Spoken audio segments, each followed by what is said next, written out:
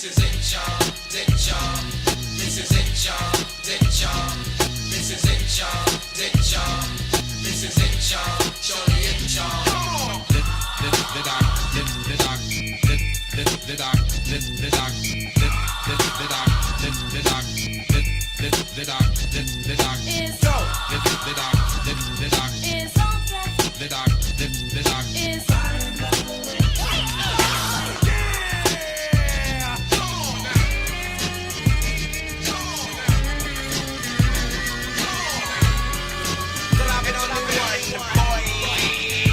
Something for the brethren with intellect to truly understand it. It's like a message from the one who's getting candid, making a mark on the strength with rhyme ain't like nothing. When you're pumping something that's bumping, did it? Cause it's like I had to make one better than the last one. Close to mistake none, but something new was needed in the mix too.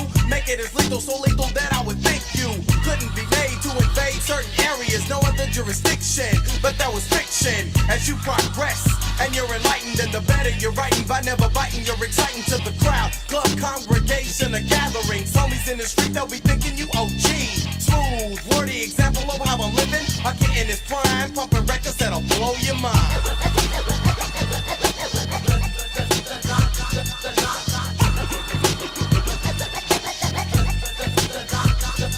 This is it, y'all. It, y'all. This is it, y'all. It, y'all. This is it, y'all. This is it, y'all. This is it, y'all. Surely it, y'all. Dope.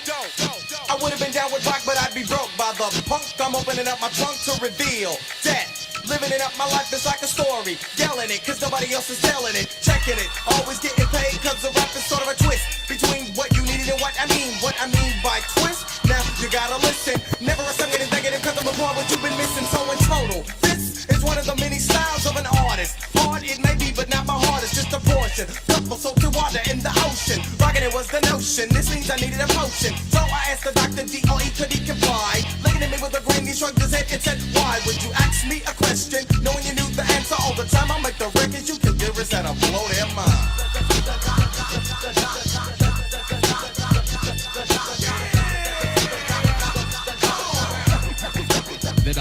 Looking for a dope beat, too late in something melodic. After 30 seconds, Dre looked up and said, I got it like the dope sound. Rolling with a dope beat made me rock a dope rhyme, which was simple cause I'm equivalent to the greatest. Nobody knew before cause I just decided to make myself apparent once more to deliver to you in order. Let's call it a system. A brother tried to play me like a kid, so I dismissed him. And now I'm ruthless by keeping the crowd grooving. To get so righty that you swear your chair's moving, but it wouldn't, it couldn't. It's more a feeling you encounter when you're rocking to the music of the doc, and Dre is on the cut, so be wary of all movement. But whatever you do, take the time to enhance the record by making moves like smooth. And I'll keep pumping lyrics, top of music that'll blow your mind.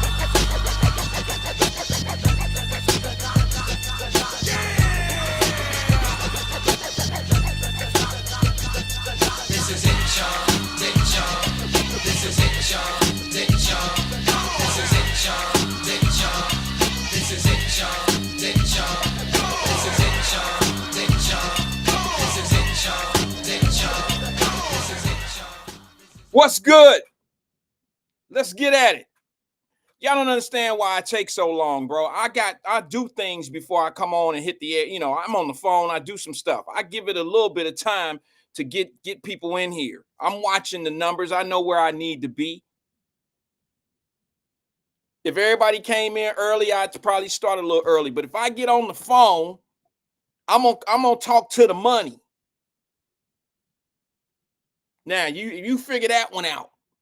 If I'm on the phone speaking to a client, I'm gonna talk to the money.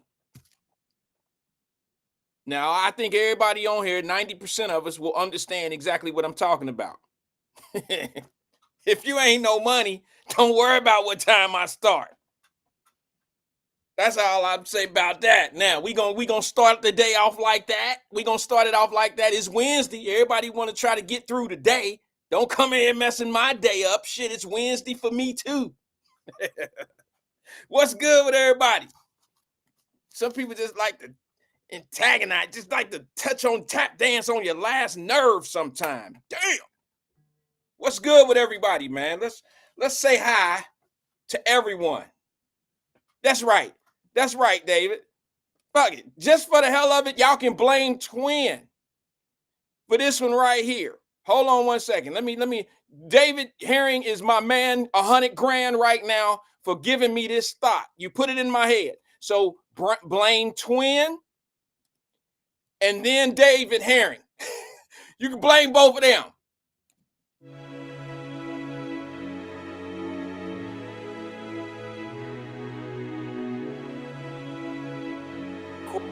Cornmeal.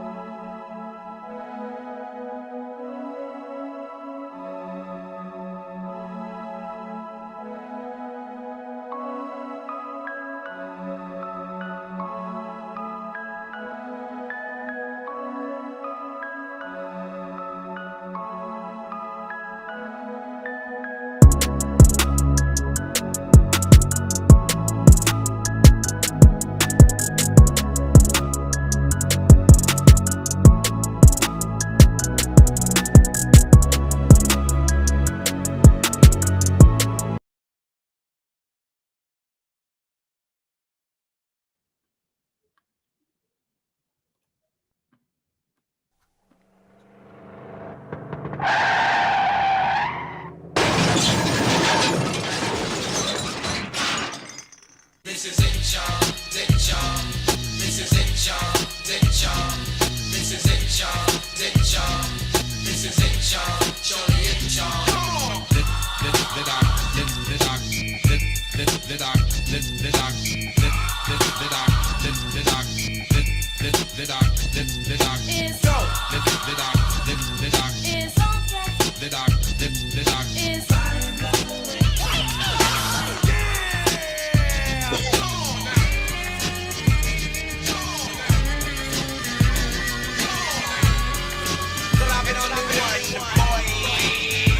Something for the brethren with intellect to truly understand it. It's like a message from the one who's getting candid, making a mark on the strength with rhyme ain't like nothing. When you're pumping something that's bumping, did it? Cause it's like I had to make one better than the last one. Close to mistake none, but something new was needed in the mix too. Make it as lethal, so lethal that I would think you couldn't be made to invade certain areas, no other jurisdiction. But that was fiction. As you progress and you're enlightened, and the better you're writing by never biting, you're exciting to the crowd. Club, congregation, or gatherings. Homies in the street, they'll be thinking you OG.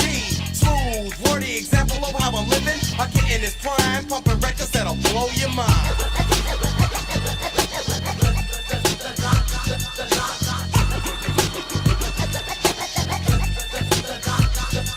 This is it, y'all. This is it, y'all. This is it, y'all. This is it, y'all. This is it, y'all. Surely it, y'all. Dope. I would have been down with Pac, but I'd be broke by the punk. I'm opening up my trunk to reveal that living it up, my life is like a story. Yelling it, cause nobody else is telling it. Checking it, always getting paid, cause the rap is sort of a twist between what you needed and what I mean. What I mean by twist, now you gotta listen. Never assume it negative, cause I'm apart what you've been missing. So in total, this is one of the many styles of an artist. Hard it may be, but not my heart, it's just a portion. All right, I got my point across. Shut it down when you think you're going to criticize me for the time that I take to get on. If you ain't paying my bills, don't worry about what time I get up to the desk. Did you like that, David Herring? Y'all can blame David Herring. Everybody give David Herring a round of applause for giving me the thought to just start over. Thank you, D. Appreciate you, brother. Y'all can blame Twin for that 10 minutes of wasted time. Or 5 minutes, whatever it may have been. I should have just did the whole thing from the beginning. I should have just hit reboot all the way from the beginning. We're going to stop this criticizing me. Let me ask you something. Twin. Would you go to the free store and go in there and look at the clothes on the rack and just be like, man, shit, they ain't got shit in here today this week. They ain't got nothing for me. This place is trash. They usually have the nice little polos up over there. They got the nice little motherfucker, the all-star kicks over there. They usually had a nice little shit set up over there. I can usually get me a nice little sweater and shit. They ain't got shit in here today. God, they sorry. They suck. This free store ain't shit. Come on, bro. This shit is free. The University of Wyatt is open with free enrollment. Damn it. And you come in here and sit in the head of the class, sit in the front of the class, and get educated every day for no enrollment. No, tuition is free. And I got to get pushed around and talked about my time frame and all this old shit. Man, I've been busy today. I've been doing shit that you won't believe. And I'm going to tell you something. I'm going to tell you something. I'm going to be perfectly honest with you. Bro, I'm having problems sleeping at night. Yeah, I'm having problems sleeping at night because there's an issue going on in my neighborhood. Let me drop this down just a little bit. There's an issue going on in my neighborhood. I hear hammering and all this shit all doing it. Thank you, Crystal Hopkins, for oh, she did a mention. I thought you did a share. It shows up on my screen when you share the content. Y'all do know that, right? I gave away one of my secrets. I tell you what we're gonna do. We're gonna do a free giveaway today. If you share the show, we're gonna give away a free Wyatt Live mug today. All right, fresh out the pack. Some new ones just came in. And what we're gonna do today is if you share the show, and I can see it on my screen if you share the show. And those that share the show, I'll be picking one family member to receive a free Win Your First 8 Hour of the Day mug. It's the same mug I drink out of, not the one. You're not getting the one I drink out of, but it's the same style, same logo, same everything. It has the same lucky taste to it, the whole nine. It's yours today, absolutely free. You just cash at me. If you want me to ship it to you, you send me the shipping money and I'll send it to you. All right. So if I get 10 people to share the show today, out of that 10, I'm going to draw a number. And if your number is the same as, I'm going to assign everybody a number. I'm going to pull a number. And if your number come out of that bag, I need my family to do it so I can give it to one of y'all. I'd rather have one of y'all, my Wyatt Live family members. I don't want nobody that don't really rock with us to win my shit, because what they're going to do is they're going to find a way to make it look bad. So you can either pay, I think it costs like $10 or something like that to ship, UPS or whatever. Or you can do like my sister Tiffany Daniels. You can let it sit in my office for about 2.5 years and never come pick the shit up. I got a cup, some type of mug or something in the office. She won't come get it. So it's sitting there with her name all on it and shit. Is just sitting there. The cleaning staff asks me all the time, like, you want me to clean and I'm like, yeah, just clean everything. Yeah, go ahead, you clean it up. Anyway, what's good with everybody today? Share the show. I can see who's sharing. If I pick your name, if I pick your number that's associated with your name, you'll win that mug. I'll make the announcement of who won the what mug. I'll make that announcement tomorrow. Tomorrow's Thursday, right? Yeah, I could do it. I'll fit it in. We'll make the announcement tomorrow. How about that? Damn it, I gotta lightweight con you to share the content. I gotta give you something to do something for me. Ain't that something? Ah, geez, us. What's good with everybody, man? Princess Flower, that's my girl, my sandbox. She says, Wyatt, I'm wearing one of your t-shirts on right now. You should be you should be wearing one 7 days a week, sis, as many as you bought. I ain't gonna lie to you. She bought crates. She got one of almost every color. Everything, every color. The biggest supporter, and I know y'all gonna get mad because I might pull somebody out and get them a little shine or whatever. The other ones be sitting on the sideline and be thinking like, damn, man, I spent 20 with you too. I spent a little something with you. Damn. You can't give up a little love because I spent the hot ass $10 with you. She bought everything, every color, and then bought inventory. So you know what she was doing to me, y'all. She bought inventory. I ain't gonna lie. Chris, there ain't no way you was wearing all them damn shirts. Yeah, hey, Wyatt, look, can you get that box over to me? You had to be putting my shit on the black market, sis. You had to be. You was putting a little something on it. I know you were. It's cool, though. I ain't mad. I need 13 more. Can you get me 13 mediums, 6 black, and the rest of them red? All mediums. Okay, sis, I got you. That was a couple years ago. All right, but I still thank you for all the love. We've improved a little bit. We got a little bit more. Let me show you, because I haven't been doing this lately. I'm waiting for a few more people to get in. I haven't been doing this lately. Y'all know it's getting cold outside, so you can't clown me about my hoodies anymore. So what I got on the website right now, go in there and get the special deal. You got the show hoodie. You got the Wyatt Live versus everybody. You know that's fact. And then you got the Wyatt Live studio. You know you here with me every day. Go get you one of those. I forgot how much they cost. I think they only there it is, $29.99 plus shipping. You can't get no shit like that at Walmart. You understand? Like a $29 hoodie at Walmart gonna get you an old school Reebok. $29.99 at Walmart gonna get you some shit they don't even wear no more out here. So for $29.99, you get you some fresh gear from the site here. Or you can go in and get some t-shirts or go get one of the little mugs or something. $15. You're supporting the channel. You're supporting us. You're supporting what we do. There's the t-shirts, $19.99. Go to the website. You can go to Wyatt Live, WyattLivePlus.com. Pick up whatever you want. You can cash app. You can play by credit card. You can do whatever you want to do. This is where everybody take their commercial break. They don't want to hear about spending no money. What about the chaos agents? What about the people you want to send a shirt to that says no chaos agents allowed? Go to the website, www.WyattLivePlus.com, and pick you up a t-shirt. Send a gag gift to somebody. You know what I'm saying? You can joke on them or whatever. Send them something. Tell you what we'll do today. We'll also do the special of the free t-shirt. All right. We got a free mug on the set right now. So you can win a free mug by sharing the show.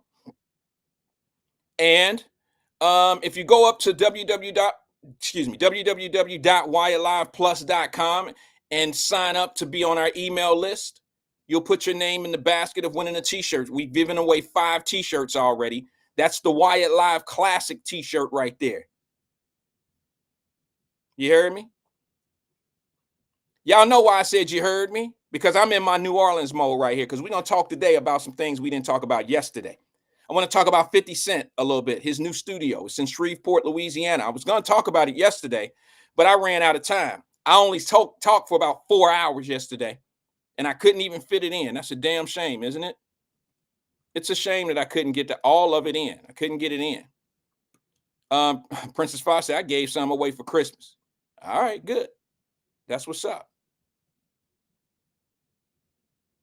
That's what's up. Appreciate it. I hope to see him walking down the street.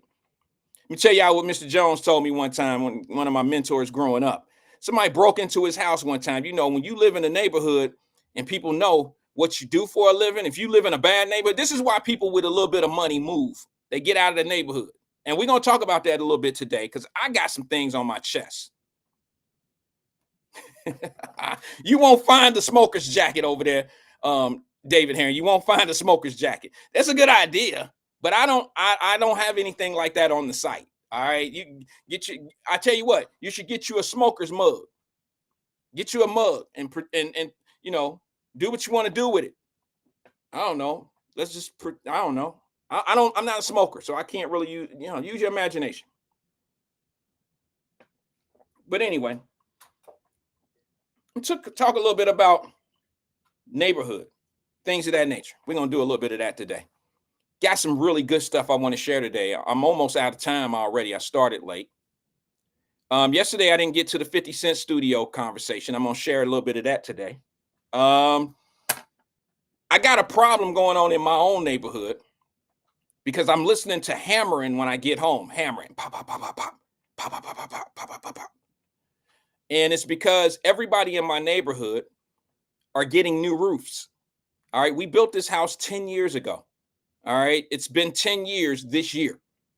All right. And when you own a home, roofs wear down. Okay. Just like an apartment building, the roof or whatever. Roofs, they tend to wear down. It's a normal expense every 10, 15 years. And roofs can be expensive. So my neighbors have all been getting roofs in the last year. Okay. Worries me. Like, damn, that ain't some shit I've been thinking about. Like, I don't want no new roof. Like, that's gonna be 15, 20 grand. 15 to $20,000 is what a new roof costs. And David Herring, you need to stay in here, bro. I'm about to tell you something that's very vital to why those roofers are. And I believe you. He said, Wyatt, those roofers are all over my subdivision. You know why? Because there's a big thing going on right now. People trying to grab the money. Y'all want to hear the new hustle? Put roofs on people's homes.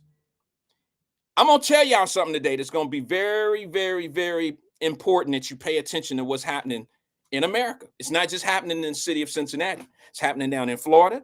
It's happening in my area. I'm in a gated community. It's happening in the gates. It's happening in the gates. I'm worried it's happening in the gates. Let me explain to you the hustle. If you don't understand what's going on in broad daylight,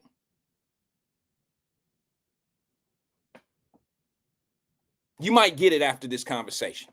And y'all know I like to bring receipts in. I like to bring receipts. So I took pictures. 3 doors, 4 doors, or whatever it is down the street from me. It's not even that many doors. It's about 3 doors, three homes down. My neighbor is getting a roof put on their home. Let me see if I can show you. These are my receipts by showing you. All right. Let me see if I can show you this. Yeah, there it is. See if you can see this. I took pictures with my cell phone. They're not the best. This is a section of my neighbor's home. Yeah, this is it. I have several pictures. I just want to make sure I'm showing you the right one. This is a section of my neighbor's home. And these are the roof people. All right. All 4 of them. You can only see 2. They're a staff of 5. All right. There's a staff of 5. 4 Mexicans on the roof. 1 white boy in the truck. Now go figure out the rest of where we going with this one. Figure out the rest of the conversation. Don't believe me? Here it is. Look at this shit right here. There go 2 Mexicans on the roof. They gonna work them Mexicans until the wheels fall off of them. Do you know how I talked to the dude? If you don't believe me, here he is right here.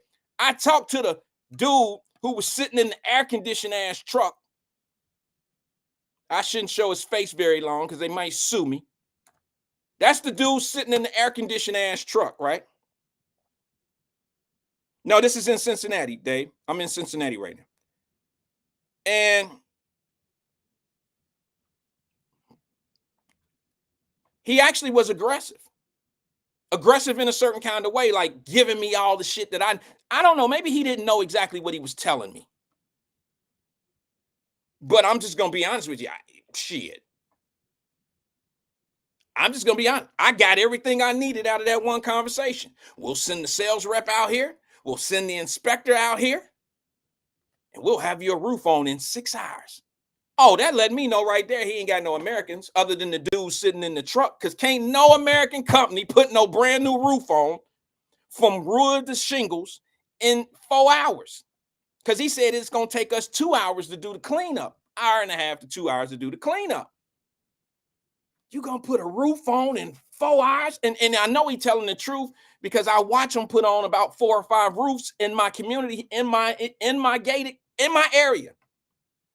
I know they've put that many roofs on in the last few days, or last few months, excuse me.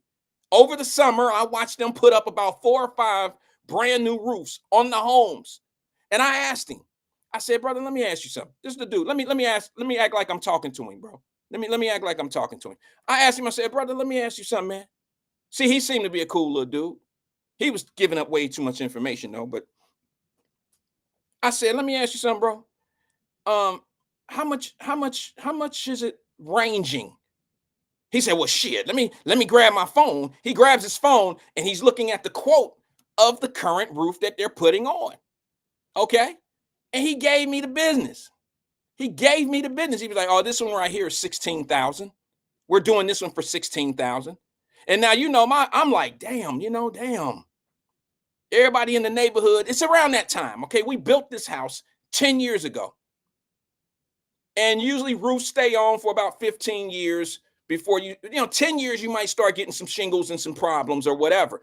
15 years, you probably ready to do something different with your roof. Okay. There's going to be some problems somewhere, somehow.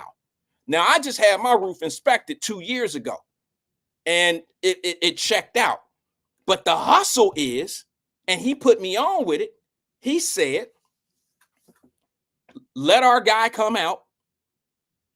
Let our sales rep come out and he'll hook up with your insurance company. I said, well, I'll be damned.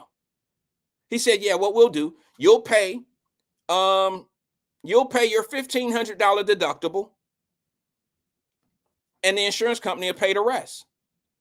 So I'm about to go throw a rock on my roof and tear some shit up real fast. All I need, and he said, all you need is a small little hole. You get a small little hole and our inspectors will come out and take care of that shit. They'll do a full investigation of your roof. Whole big old, they'll do a whole evaluation of your roof. Before you know it, your roof and shit will be all out in the front yard and in the backyard. I'm on the phone with my cousin. All right, my cousin called. We get the town. No, he called. I called him back. Blah blah blah. And I'm like, bro, I want to show you something, bro, because I know you watch the show. You listen to the show sometime. Can you become a receipt for me?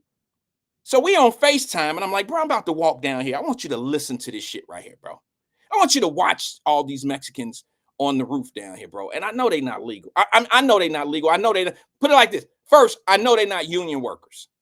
They're not union workers because you don't have a whole community. You don't have a whole bunch of Mexicans running through the neighborhood, jumping up on roofs and shit, tearing roofs down and replacing them in 4 hours.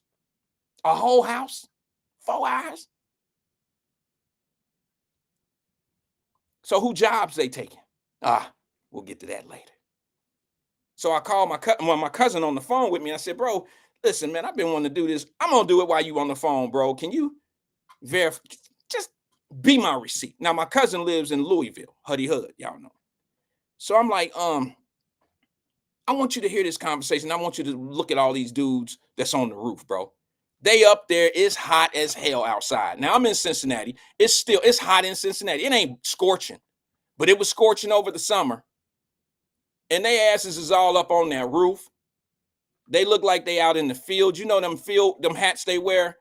You know what I'm saying? Y'all know the hats that the guys that pick stuff like that pick the corn and what did that shit they be picking out there in Mexico? Tobacco and stuff like that. One of them had them hats on, bro. They was up there. They was doing their damn thing. And then you had the one guy sitting in the truck in the air conditioning. The supervisor. The company man. The American. And I'm like, damn. And he gave me good information. I ain't going to hate on the young man. He gave me a lot of information because I was a customer at that point. Potential customer. And he was like, yeah, we'll get it up there. We'll get it done. We can fit you in. We'll come next week. I'm like, damn, ain't nothing really wrong with my roof yet. It will be, but you send your man out here. We'll get this all fixed out. Because if I can get a brand new roof for $1,500, see, that sound low. $1,500 is low because I'm paying that as a deductible to the insurance company. They're picking up the $16,000, $17,000 roof. So they obviously a company that understands how submit the paperwork to make it an insurance claim. And I'm like, okay, I might have to call him. So I don't want to mess this all the way up because I'm probably going to do this. However, I'm a little torn. I'm torn because I'm saying to myself, do I want to pay? Huddy Hud just called me. He's on the phone now. He's my receipt. Huddy Hud, what I want to tell you if you're listening is this, bro. The guy came over. He's only 4 doors down. He came over and looked at my house. He gave me a quote. Mine was a little bit more because I have a house on to the, well, I don't know what all they doing down there. But what he told me, the guy came over here and said, "Well, you're going to pay a little bit more because you have, the house is connected to the swimming pool, and the pool house has a roof on it." And he said, "You might as well get that done too, because it's an extension of the home. It's like, it's like a garage, so to speak." So I'm like, okay. So my shit comes up to about 21,000. He said, "But your insurance deductible, that doesn't change. So you can still spend the 1,500. Yeah, Donna says, "Will that make your insurance go up?" Yeah, I mean, a claim, any claim makes your insurance go up.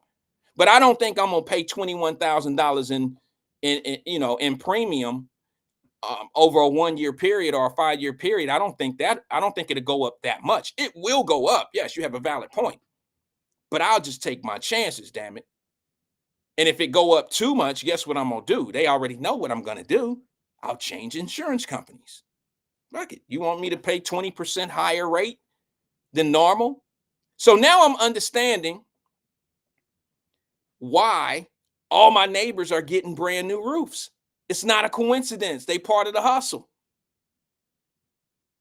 And here's the thing. I've always learned to shut my mouth and watch how people operate. I study my opponent. I don't challenge them. I don't step in their way. I don't fall back and just be like, I don't become a victim. I fall back and I study my opponent, whether it's basketball, chess, whatever it is, people. I study them. I mean, that's the only way you can master somebody. Y'all might want to listen to me on this. Most people that get mastered, most people that are manipulated the hardest are those that have been studied the hardest. Because you can't master nothing you don't study. There is no way. So I've been a studier my life. I study what I want to do so I can master it. That all being said, let me go to the phone lines real fast. Let me see. Hold on one second. Good afternoon, caller. This is Wyatt. Who am I speaking with? Huddy Hud, what's up, cuz? Huddy Hud, what's good with you, man? What's good? What's happening? Man, listen, I'm hearing what you're saying, man, about these immigrants, man. They up on these hot roofs, man. Ain't no brothers doing that, man. Ain't nobody out there blacktopping on no roofs all day in the midsummer. These immigrants, man, and these foreigners, they taking over, bro. Taking over what? They taking over the industry. We're gonna be trying to move to a new country before long. Hey, you can say that again. I mean, You know what I'm saying? everybody like to be entertained, and they like to take these little words like black jobs, and they get dusted off, and they get put in a certain situation where they feel like it's all comedy, like it's the funny bone every time somebody bring up something. Yeah, I mean, it's crazy how we fall for these bananas in the tailpipes. But the truth of the matter is, I don't see no brothers in these neighborhoods doing no roof work, and I don't see them sitting in the truck either. I just want to say, first of all, I'm far from racist and I'm nowhere near prejudiced. But these motherfuckers, man, they all over, man, and I can't stand it, bro. Well, what's I wrong with can't stand it, man. why? I go to the store, man. I go to the store, man. I want to try to buy my wife some shoes. I'm in a department store. I asked the little lady, "Hey, excuse me, can you show me where the women's shoes are?" I'm sorry, I don't speak English. But you understood what the fuck I said when I said I'm looking for some women's shoes. Come on Well, now. maybe not. Maybe not. Maybe she didn't understand what you said, and that's why she said, "I don't understand what you said." She might not have known Women's what you said, shoes. but who hires somebody that don't speak English? My point. My I mean, point. in a customer service, okay, a guy fixing a roof don't need to know too much English, but a lady working in the department store, you would think that she would know how to speak English. Or at least know where the shoe department is. Because I don't blame Trump. I don't blame Biden. Well, I blame Biden, for opening the borders. Trump was on something when he said, let's close this shit. They keep flooding in. I'm not Republican or Democrat. I guess you would call me one of the others because I'm for the people, man. Now, here in Louisville, they just passed the law because that the homeless people cannot, loiter in front of certain businesses, and they gave the business owners every right to use physical force to remove these homeless people. Now they putting them in jail. Now the jails is overcrowded. They putting them right back out on the street. Where they gonna go, man? It's crazy, bro. But then you got all these foreigners. They taking all these jobs. You can go to any McDonald's. I'm telling you, at first shift, ain't nothing but Mexicans in there.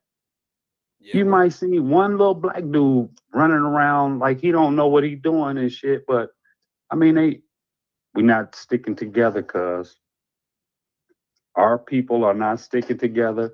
We're not doing what we supposed to do. You say the immigrants, you got 6 and 7 of them shacked up in a 2-bedroom apartment. They making their money. We can't stand to be 1 or 2 of us, in the same room more than 2 or 3 hours, and we fighting. But that's how they making their money. That's how they coming up. They driving big trucks, new cars, all these brand new SUVs. They got flashy clothes. I see them all gold, dripped out in gold. Hoodie Hood, let me answer this real fast. Let me catch it again. Hold on 1 second. Jerica said, "Who's cleaning your house, Wyatt? Earlier you were talking about a situation and mimic your cleaners, and you did so with a Spanish accent. It wasn't actually my house, Jerica. It was my office, and I use a particular company that hires Mexicans because they send who they send. I can't be mad at the actual person that they're sending, but I hired a tree company to come cut down some trees at the beginning of the summer. Y'all remember that? Because I went live and then I started talking about it. They sent a truck full of Mexicans. I mean, that's just who they hire. These service-oriented jobs. I don't know who they gonna send. I don't know. Jerica threw the hand up. Didn't everybody say that? Didn't y'all hear me say Tiffany Daniels didn't come up and pick up her mug that she won from me? It's been sitting down at the office. And when they're cleaning the office, they ask me if they want that mug cleaned off and stuff. Didn't I not say that? I mean, all right. I just, it is what it is. But go ahead. I mean, I know you want me to be wrong so bad. Why didn't I turn them away? Because what do I look like? You know what I'm saying? Listen, go ahead, Hoodie Hood. Go ahead, bro. I ain't about to get into no tongue wrestling with some bullshit. I ain't about to do that. Check it though, but if you want your mug, excuse me, I'm sorry. If you want your mug, Tiffany Daniels, it's been sitting there for 2 years. All these contract jobs out here, man. If say a black-owned contractor, man, they little black-owned roofing company, they go out and they bid that same job for your house for $21,000. Here comes somebody else, another white boy or the Mexicans. They gonna bid it. Well, we can do it for 17. Well, they definitely price cutting. They're definitely price cutting, and I've done a lot of business. Matter of fact, I use a moving company. It's called Brothers Moving. I don't recommend it. Sorry. I support black businesses, but I hired a company called Brothers Moving. The brothers showed up. It was brothers. All right. This was before the invasion or whatever you want to call it of the borders. Hood, I hired a company specifically because I knew they were brothers. You understand what I'm saying to you, bro? You know me. You've worked in my organizations. You know how I roll. You know what I'm saying? So support the black business. Exactly. So I hire them. I get the worst service of my life. They sitting down there slow rolling, wrapping shit up like this. They taking every little thing in the house and they doing it like this as slow as fucking possible because I'm on the clock.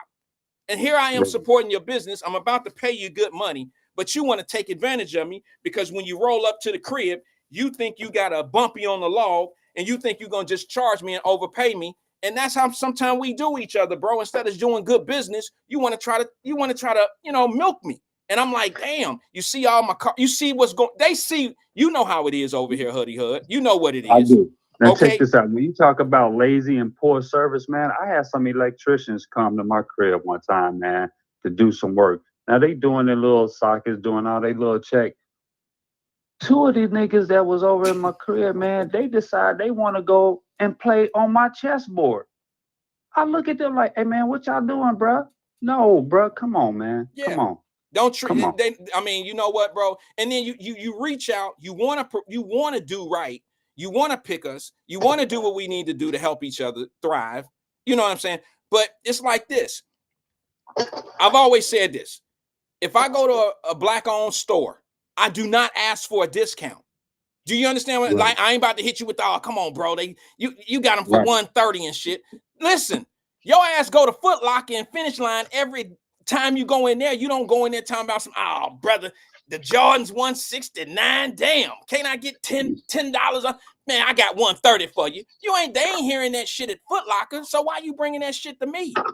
See what I'm saying? I thought I'd come over here and do the business with the black man, but the black man don't want to give me no discount. That's bullshit. You don't ask for a discount at wherever you go. You know what I'm saying? You don't go to the Foot Locker and ask them. I got 130. I know they 169, but I got 130 for you right now. Who hear that shit? We do. And so Huddy Hud, you said something to me earlier about these folks moving into your community and moving y'all out. What's up with that? Well, because I guess now that the borders have been opened up wide open, like I said, I'm paying market value where I stay. But then if I'm paying $1,100 and then my neighbor right here who don't give a fuck only paying $45 because he got a housing voucher because he's a immigrant, that's unfair. You know what I'm saying? No, don't start talking that shit. Oh, no. Oh, it's all good when it worked for the hood. It's all good when it worked for us. But listen, bro. I'm not knocking I'm Section 8.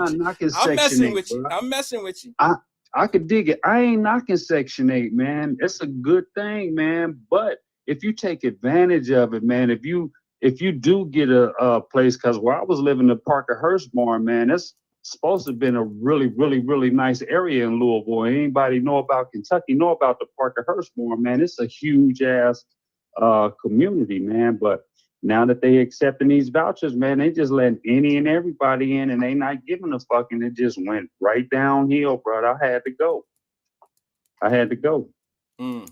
Well, you were paying $1,100 a month, you said, and then they were bringing in. You were paying market rent. You were paying not market, but I guess fair market rent. You was paying $1,100 a month, you and your wife, and you told me that they were bringing these folks in, and they were paying little or nothing, and that's what you were saying. So that's $45, $65. Come on, man. And then they trash. They don't give a fuck. Man. It's just bad. Because I love you, man. Listen, man, I'm gonna let somebody else get in. Oh, but wait a minute, hold on. Man. You know what? You were on the phone. I know. I'm gonna let you go, but I just wanted to make sure that the people, the family, understood. You were on the phone when I was talking to that guy who had his Mexicans on the roof over there, or who had his workers on the roof. I took pictures. Yeah. We were on live. I showed it to you, and the guy ended up coming over to my house. He came over, Hud, and gave me somewhat of a visual quote. Because of the square footage, he kind of had. You remember when he said, "Well, let me see how much this one costs," and what did he say? It was like 16 grand, right? Yeah. And he came over and gave me a $21,000 quote, 20 to 21,000, somewhere in that area is what he told me, because I would have to do the back house, the area in the back. So I mean, but I can't complain. It was $1,500, $1,500 deductible. I can't complain about that. I think I'm a little bit more rattled about what I see these trucks rolling in and what they doing and who these jobs and stuff. And these quotes are they're able to make these quotes lower because of the workforce.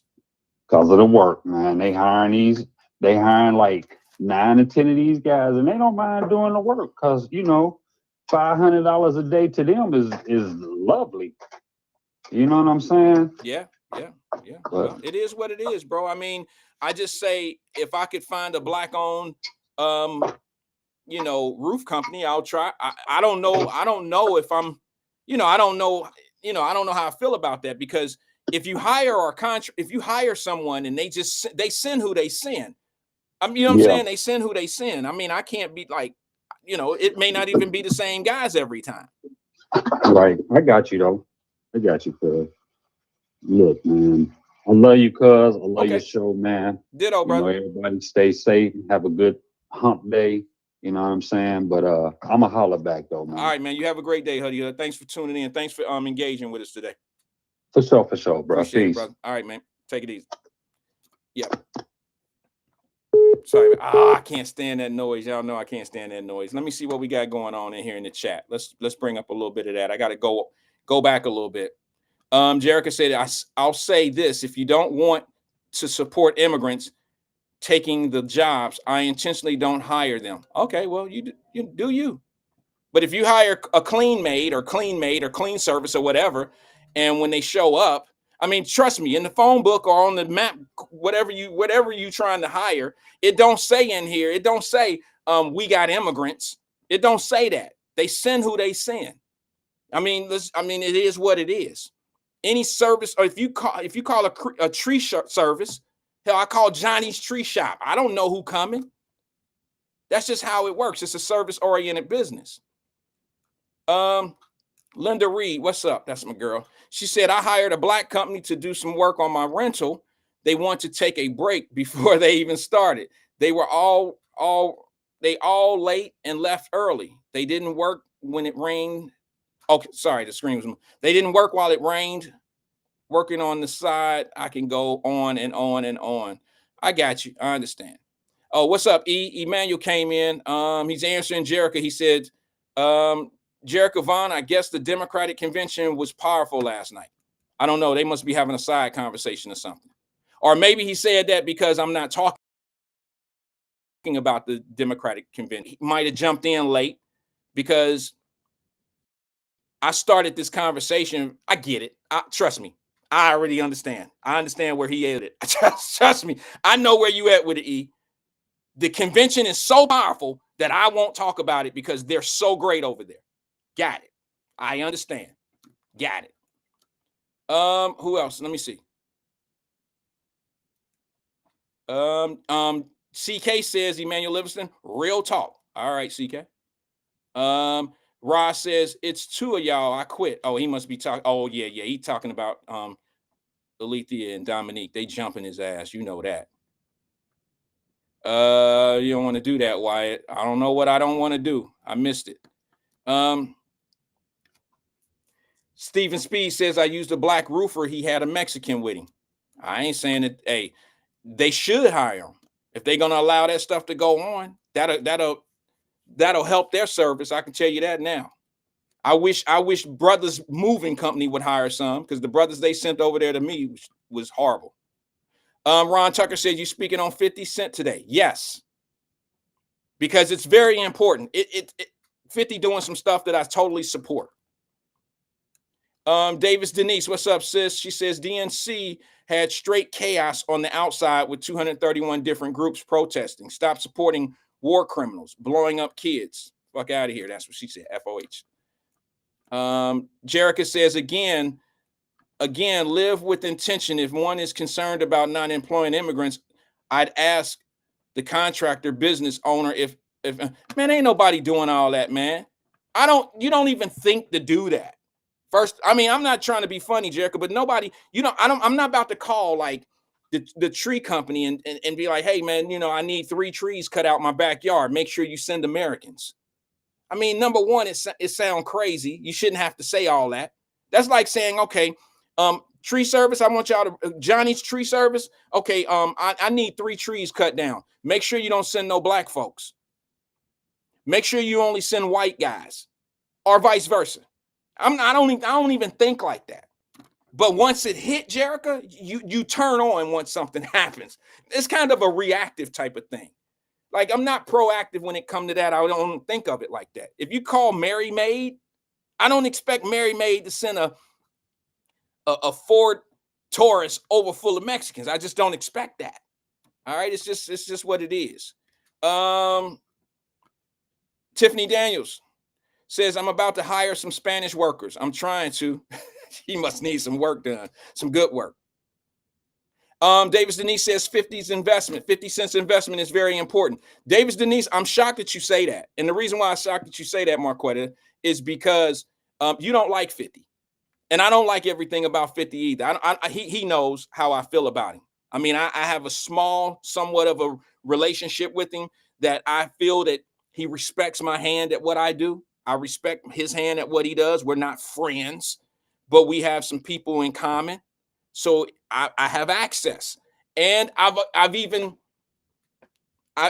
trust me, I'm waiting for a packet from him right now of how to invest in what he's doing.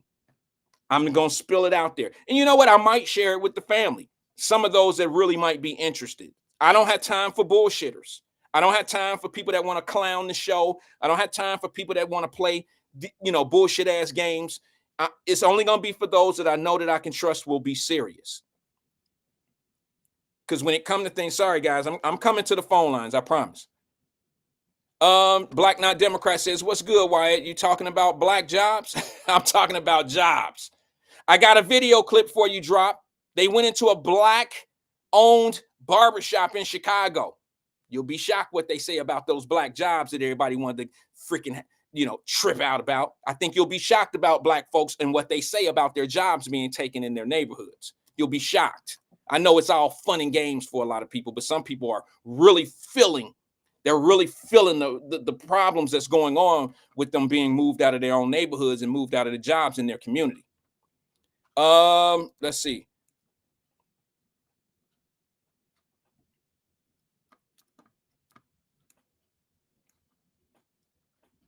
You know what? I'll be honest with you. Jerica says, "So why complain about immigrants?" I think I'm complaining about the black people on the black-owned businesses before I was complaining about the immigrants. Did anybody hear me complain about an immigrant? Did I say anything derogatory? Did I complain about them? No, I was more on what they do. And I hired some black-owned companies and I wasn't getting the same service. So if anything, you could say that I was stabbing at the black-owned businesses. You could say that, and I couldn't really be like, I couldn't fight your opinion on that.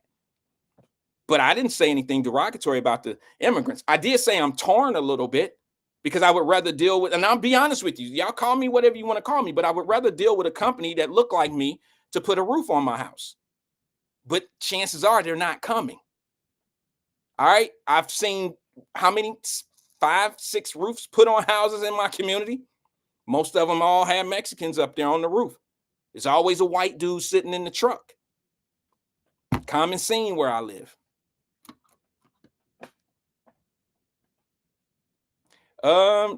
Let's see, Lewis. CK, Dominique Finley. Okay, I'm about to call right now. Okay, CK, I got somebody on the line right now. I'll get you right after I have that phone call. All right. Davis Denise says, Twin says, "Jesus Christ, hurry up." There you go. Always, you know what? I had somebody on the line right now. Feel free to call back, CK. I just disconnected people that want to get out of order. I'm just playing, Twin. Davis Denise says 50-cent investment shows how $2 million can change a whole state. I can't wait to talk about this. I really can't wait to talk about it because we like to talk about how this is possible, but then you have people who want to tear it down before it even gets started. And I'm going to show you. It's just funny how people complain and bitch and complain about what we should be doing or what rich people should be doing or people with money. People with money don't take care. They just get out of the neighborhood. They do this and do that. But then when you try to help them, watch what happens. I'm going to show you later. I'm going to show you. Rave Man says, "I know we will be doing business." Okay, brother. Make sure you reach out. I know you a stand tall guy. I think, based on what I hear you say, based on how I see you move, I think you stand tall. You feel free to reach out. I'll have my package probably at the end of the month, I was told. Davis Denise is right. Sold my trash house to a black man. They hired immigrants. Your trash house? Maybe your last house. Oh, no, trash house. I get it.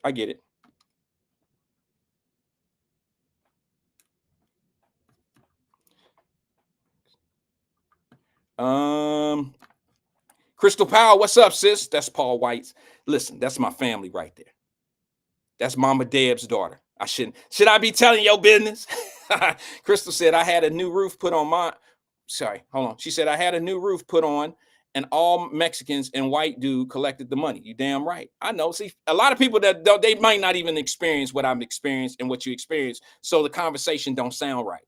See what I'm saying? It's like one of them things where when you can say some things and people don't have an experience in it, so it don't read the same way. It's not the same thing. What's a trash house? Donna said. Thank you, Black Not Democrat. He says, y'all on YouTube, hit the like and subscribe. Wyatt Live Show. Thank you. Thank you, Drop. Drop, you absolutely right, man. The views on YouTube been going up a little bit. I didn't do what you told me to do, but I do pay attention to that. And it's kind of weird because they send you a report after every show. I get this information on my email. I don't really pay attention to it, but since you said what you said, I kind of been glancing at it like, oh, you know what I'm saying? But I haven't done what you suggesting I do. I'm not really interested. Let's see. Rod says, Wyatt slower than your hairline. Oh, bro, what y'all doing over there? What y'all go at it over craziness? Emmanuel Livingston. E-Man says, am I to understand that all Latino people who have jobs are immigrants? No, but you could tell. You could tell it to point of view to what we're talking about. You can pretty much tell. And generally, to be honest with you, most non-speaking English people, they're immigrants. That's common sense. I don't know anybody born and raised in the United States of America that don't speak English. Do you?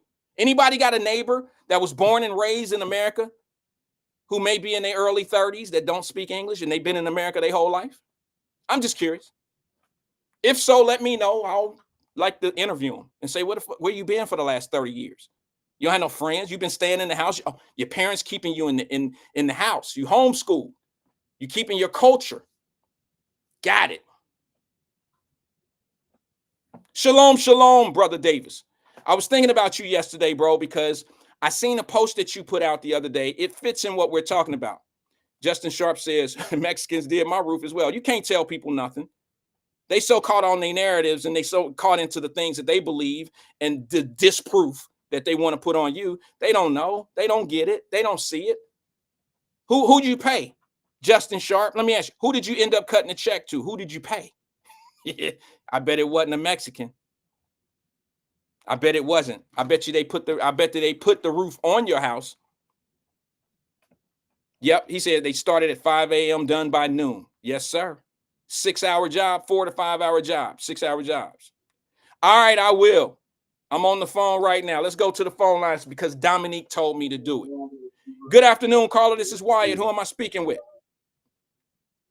I got it. Hello? Let me, yeah. My supervisor. Yeah, go ahead. Put your supervisor on the phone, CK.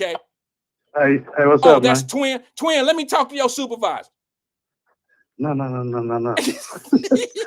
Woo, Hey, boy. No, boy. You should have been like. What time you leaving? Who? You. What time I'm leaving? Yeah.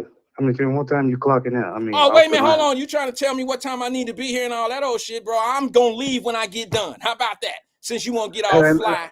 Take my call back right quick. Okay. Right? Call back. I know you at work. Thanks for engaging, Twin. We'll hear from him next week. He on block. You don't put your supervisor at work over us. You don't call us from work and you got to deal with your supervisor and you put us on hold. No, you on block. You on suspension. You on suspension. That's some bullshit. Let's go to the next caller. Good afternoon, caller. This is Wyatt. Who am I speaking with? Hey, man, what's happening? It's CK. CK, what's good, bro? Yeah, buddy. You wasn't answering that phone, man. What happened, man? I had somebody on hold, bro. My bad. You my 100 grand and man and all that. I ain't never gonna avoid you. You see how 50 doing it though. You see 50 doing it big, man. Well, you know let me say something. Let me just say this. Yes, I'm encouraged. I love what he's doing, but he's not the first one. See, he went down and got the blueprint from Tyler Perry. Hold up, man. Damn. What the hell that's supposed to mean? God, it was James Brown, then it was Michael Jackson, now it's Chris Brown. Jesus. Oh, wait a minute. Hold on. I got CK on the line. My bad, bro. At first, I was wondering what the hell was going on, but now I get it. Hold on, CK. Let me get my thoughts together because you drop bars. I got to catch up sometimes. So I want to just catch my breath and be ready for what you about to shoot me with. Go ahead, brother. Listen, man, it ain't always been Money Mayweather. It was Ray Robinson, Jack Johnson, it's 50 Cent, Curtis Jackson. Talking about he ain't the first. What that got to do with the price of milk, Wyatt? What it got to do with it, man? I It don't ain't know. about being the first. You got to keep the stability. Mm. Now that man took until 27 age to become a multimillionaire. 27. You know how long 27 years is, Wyatt? Yeah, it's 27. It's about 27 years. It's close to it. There it is. Imagine the months. This man became a multi-millionaire at 27. That was 27 years ago. Oh 03. Oh 03. Well, not exactly. 21 years ago to be exact. We in the math category. So this man took the Tyler Perry blueprint. What's your point, sir? Well, it's Of not. course he took a successful blueprint. That ain't that what you're supposed to do? Absolutely. You thought I was There it is. criticizing it? That was actually me giving some love to Tyler Perry for him being the first to Mhm. do what he did. I was just saying that 50 went down to Tyler Perry. They like fit like Tyler Perry invited 50 Cent to come down to his Tyler Perry studios.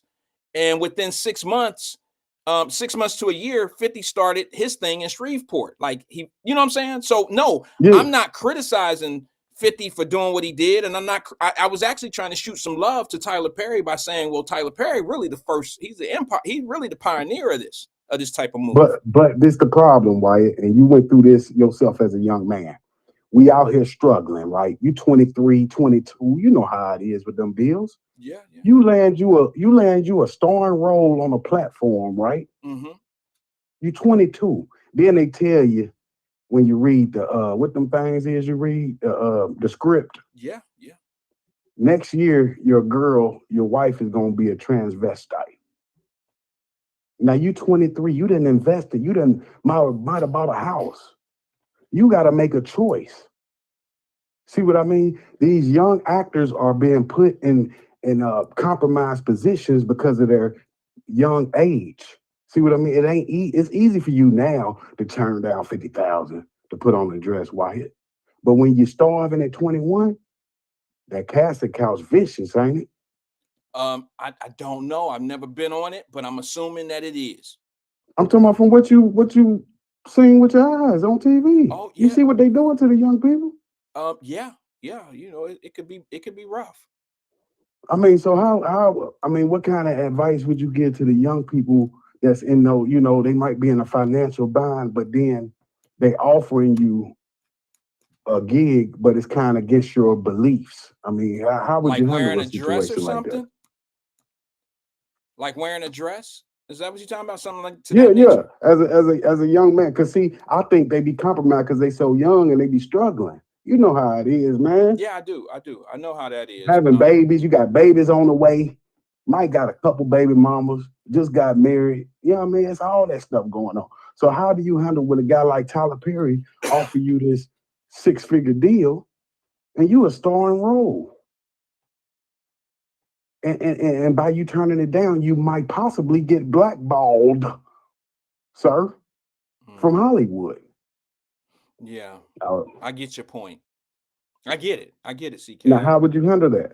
Well, there's certain things I have principles and morals. I probably would be blackballed in Hollywood. There's certain things I wouldn't do. Now, I'm not going to sit here and say I wouldn't wear a dress for $50 million. That would be foolish for me to say that.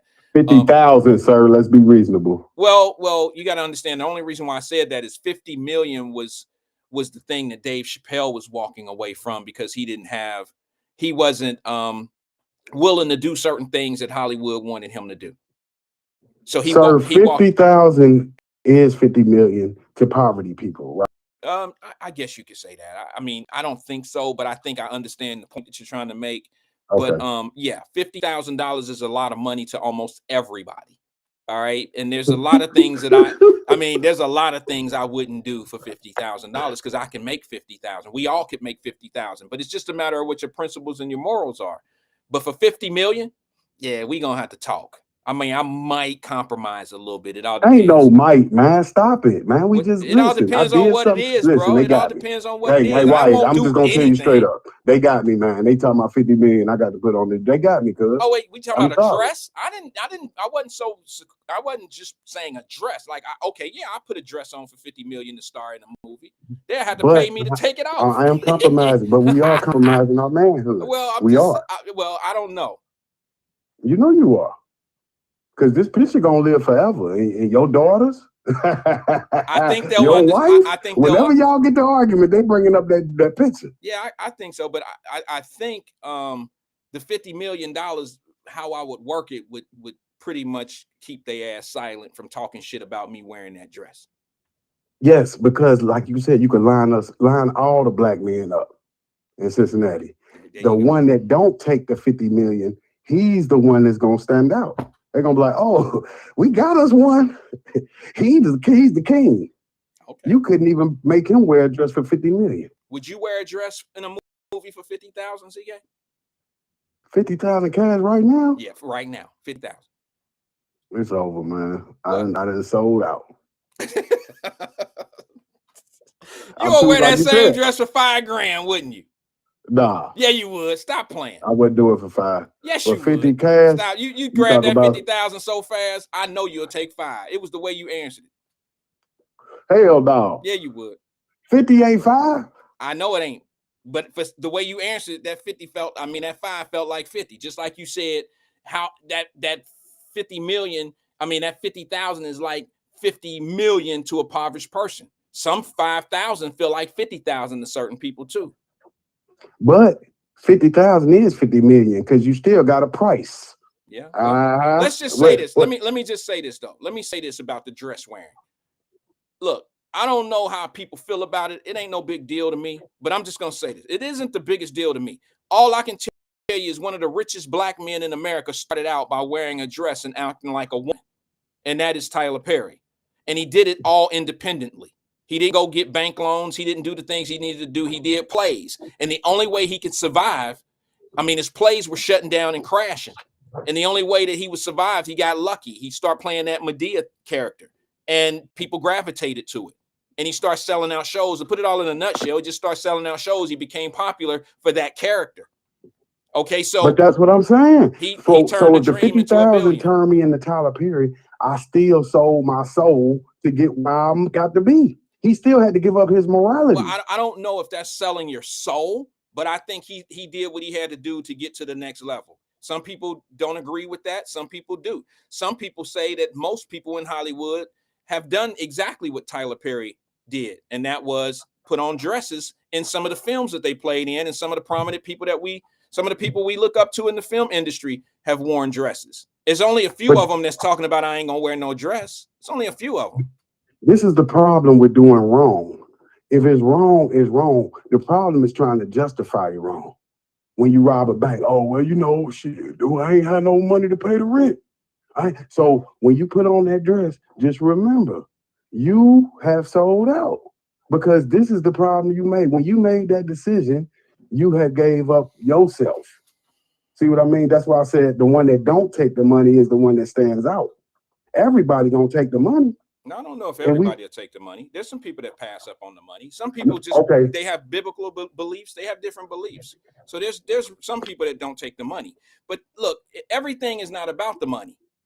Okay, it's not about the money. Some people look at taking the role as it's gonna move them through the industry. It doesn't matter how much money they're making. The money is irrelevant. It's what role they're playing and who's gonna see them in the movie, and they're building their resume. Look, you're right. You're right, 1,000. But once you slip on, it's over. You're gonna regret it. It's just the people that try to justify it. Some people will tell you, they'll be honest and say, listen, that ruined my life.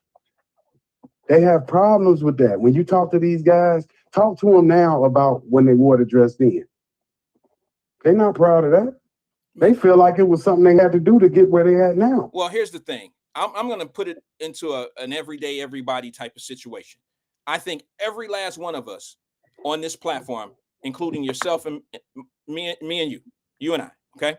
I think we all have done something in our life that we're probably ashamed of, and we did it for a reason of survival. We did it for a selfish reason or a reason for survival. We all have done something in our life that we're not proud of, and if we had a chance to do it again, we probably wouldn't do it. And then there's some people that have done some things that they thought they would never do, and they had to do it just to survive. They did it so they could pay rent, or they had to put food on the table.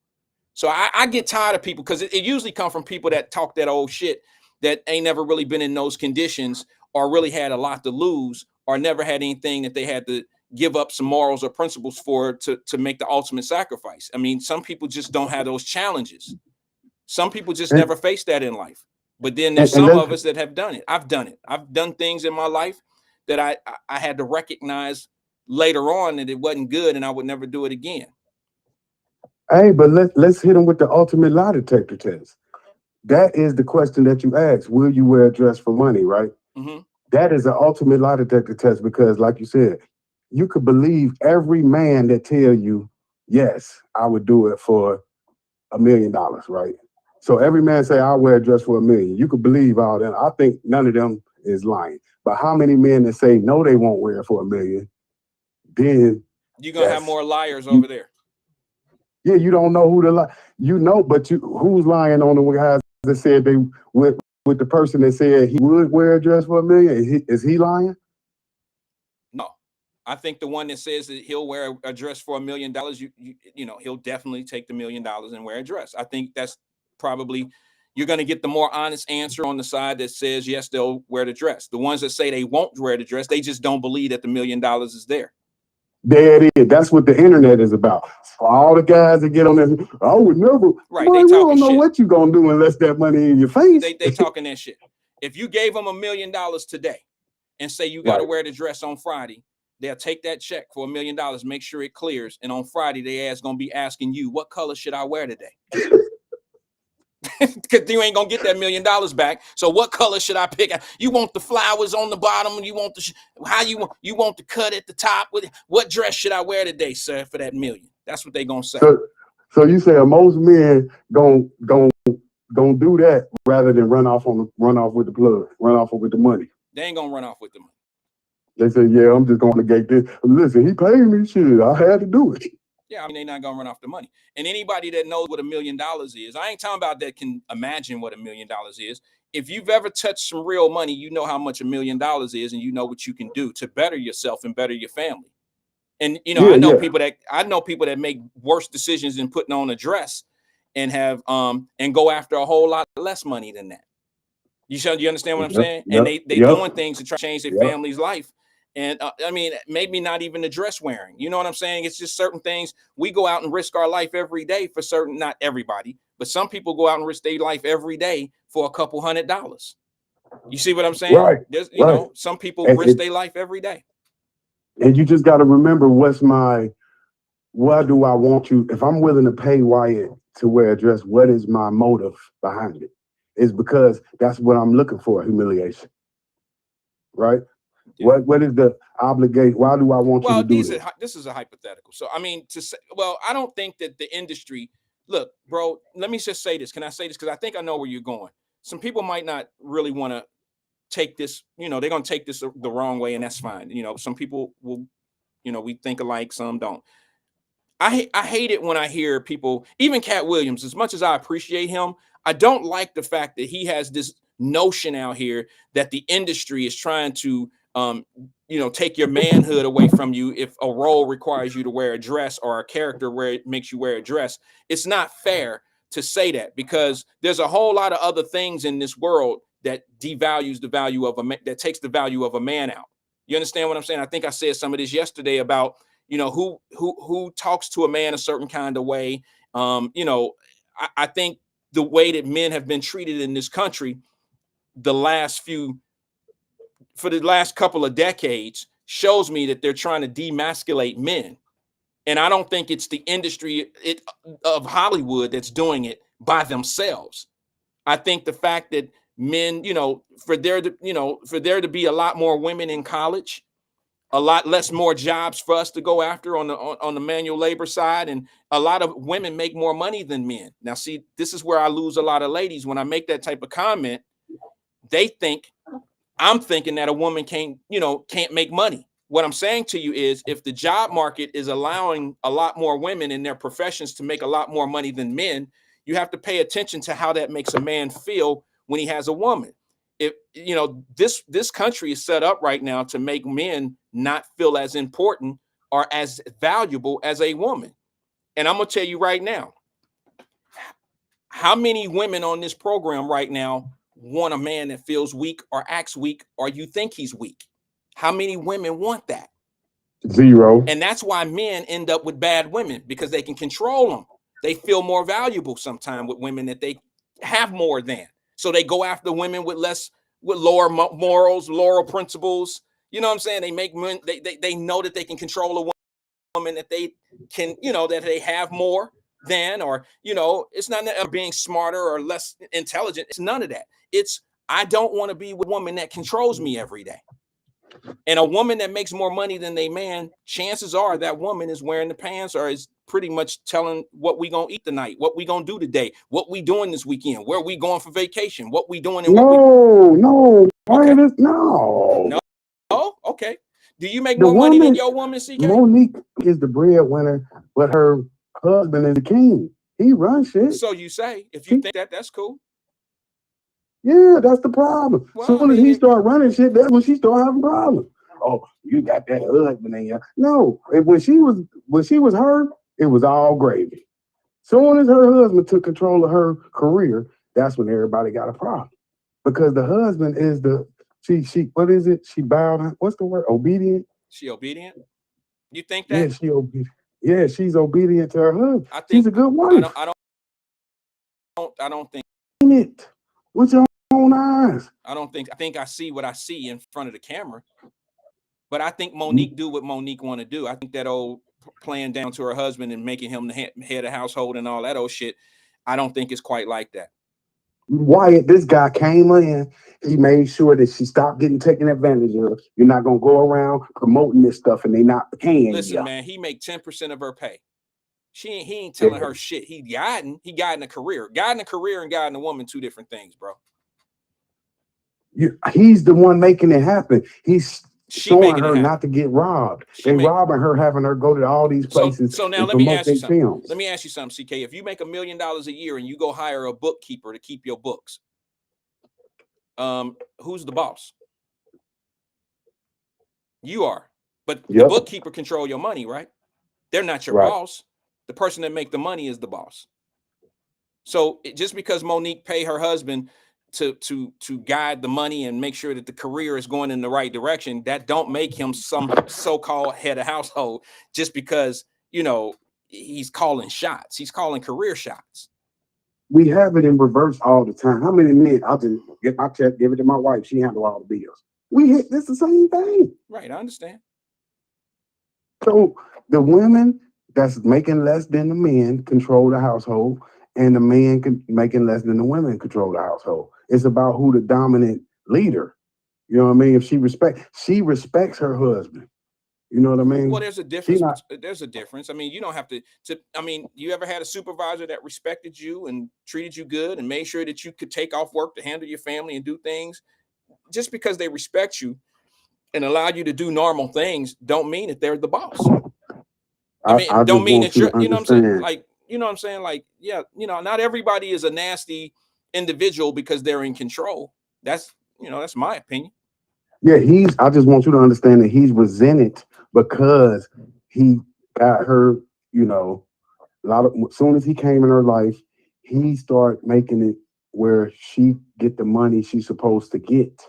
And they felt resentful towards him for pointing that out to her. Remember MC Ren, Dr. Dre, they was going for it. Ice Cube was like, hold up, let my mama read this. Let my mama read this, yeah. Okay. Yeah, we dealing with minors at the time, NWA 17, 18. Okay.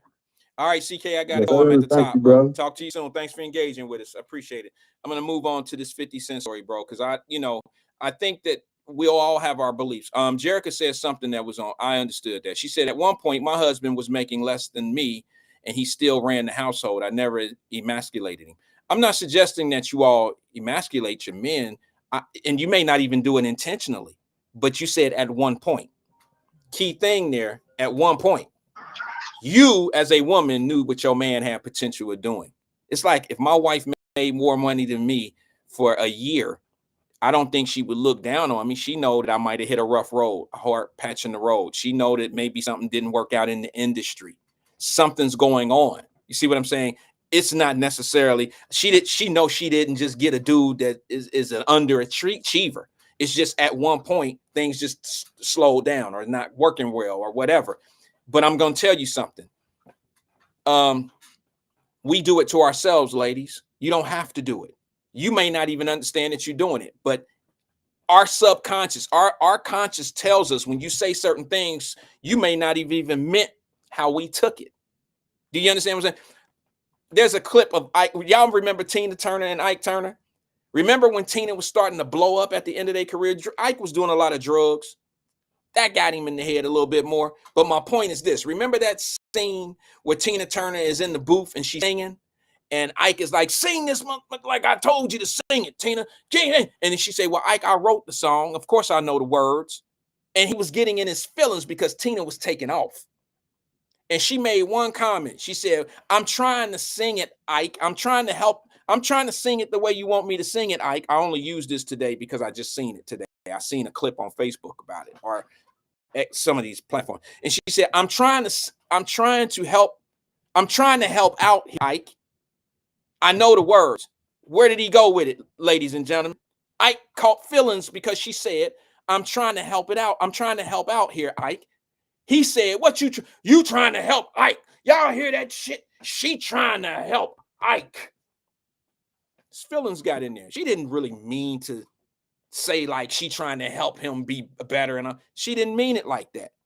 She took it out of he took it out of context. And that's what happens. Even when y'all ladies don't know you doing that to us, if we're vulnerable in an area because we're not making enough money or we feel like, y'all doing what y'all want to do with your money and I can't do what you can do because you got the money, we in a space in our head anyway about that.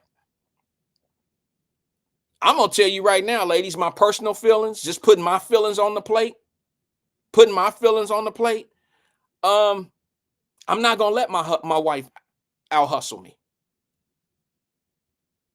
I'm not going to let my wife make more money than me. I'm not going to let my wife make more money than me. And it has nothing to do with I don't think women should make a lot of money. It's just look, wherever I go, whatever industry I'm ever in, I try to be the best and I want to be the bread. Like I want to be the best at it.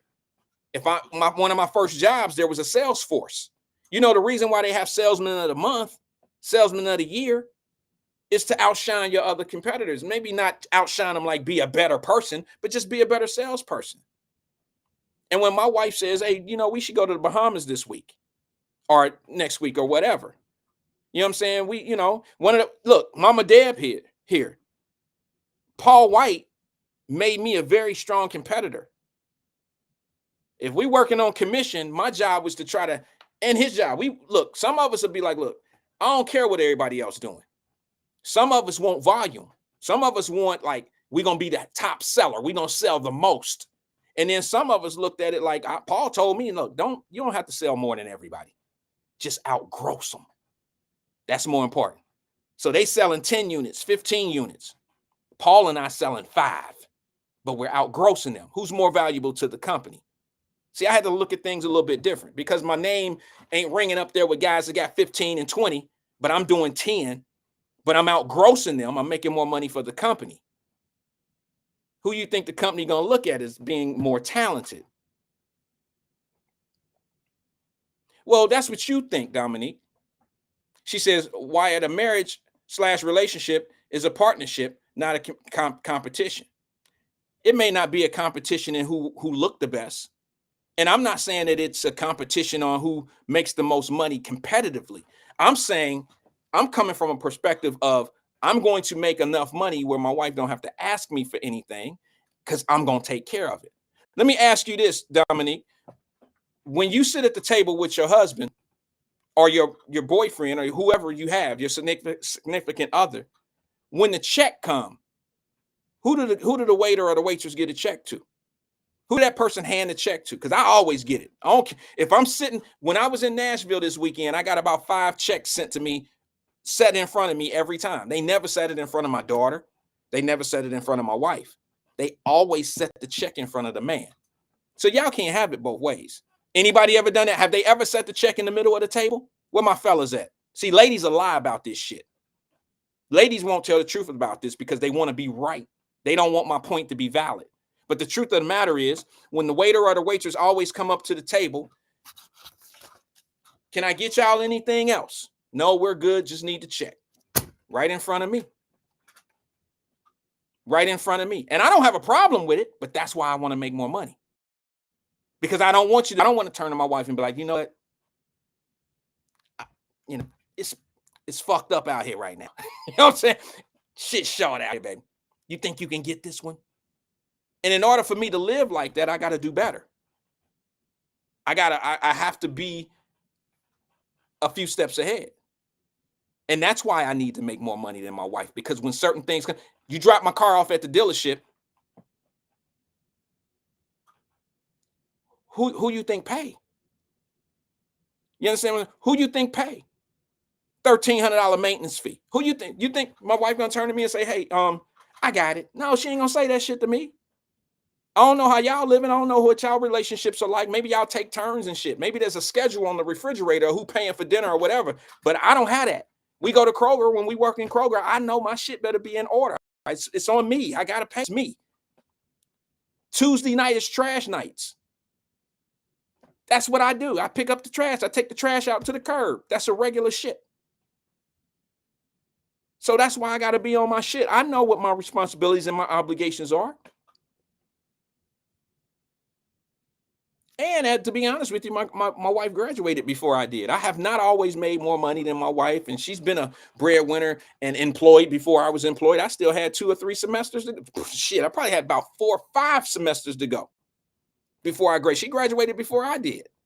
She got checks before I did. But I was behind, and I was like, yeah, no, we still rocking this little Caesar. Just to put the money in the bank.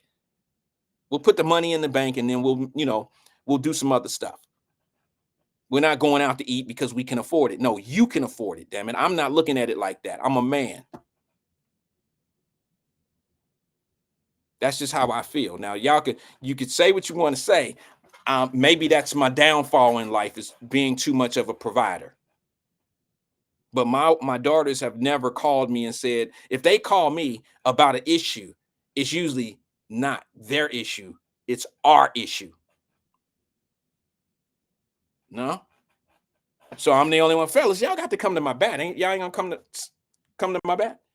Am I the only one that get the bill dropped off in front of me for everything? For everything? Come on, man. Come on, bro. And I'm going to say something to y'all ladies, and fellas ain't going to like this. And some of y'all ladies might not like this because y'all man might not be like this. And it's not an insult or whatever, a slap to your man. It's not that at all. But a man that'll allow a woman to pay a bill, I just feel that to be that's different to me. I just don't, like, if y'all go to the mall and maybe she says, well, Rand, I want these jeans. I've been wanting these jeans. I've been wanting this. I've been wanting to do this. I want these boots. And maybe she'll run off and go do the shit. That's different. But generally, if I'm in the same store, if I'm in that store, I've been sitting at the register and my daughters brought up shit, my wife brought up shit, I usually pay for it. And they know it's going to happen. They don't take advantage of me because they already know not to. I raised my daughters right, and my wife understands what's going on. But that's just normal behavior in the Wyatt household. So I don't know how to describe it any other way. But all I'm saying to you is men have certain things that we do in our relationships. And maybe you don't have a man that do that. I don't know. But I bet every woman want one. Now, there might be a situation where women might see men like that who are controlling. I'm not like that. My wife have her own money. I don't control her by paying the bills and stuff. That's not what it is. I'm talking about as a man, I feel obligated to do these things. That's just me. You think I'm going to go to Kroger with my wife and the bill is $112 for a few items and I'm going to look at her like, you got it? That's what you do to girlfriends. That's what you do to booze and shit. You make them pay half on it.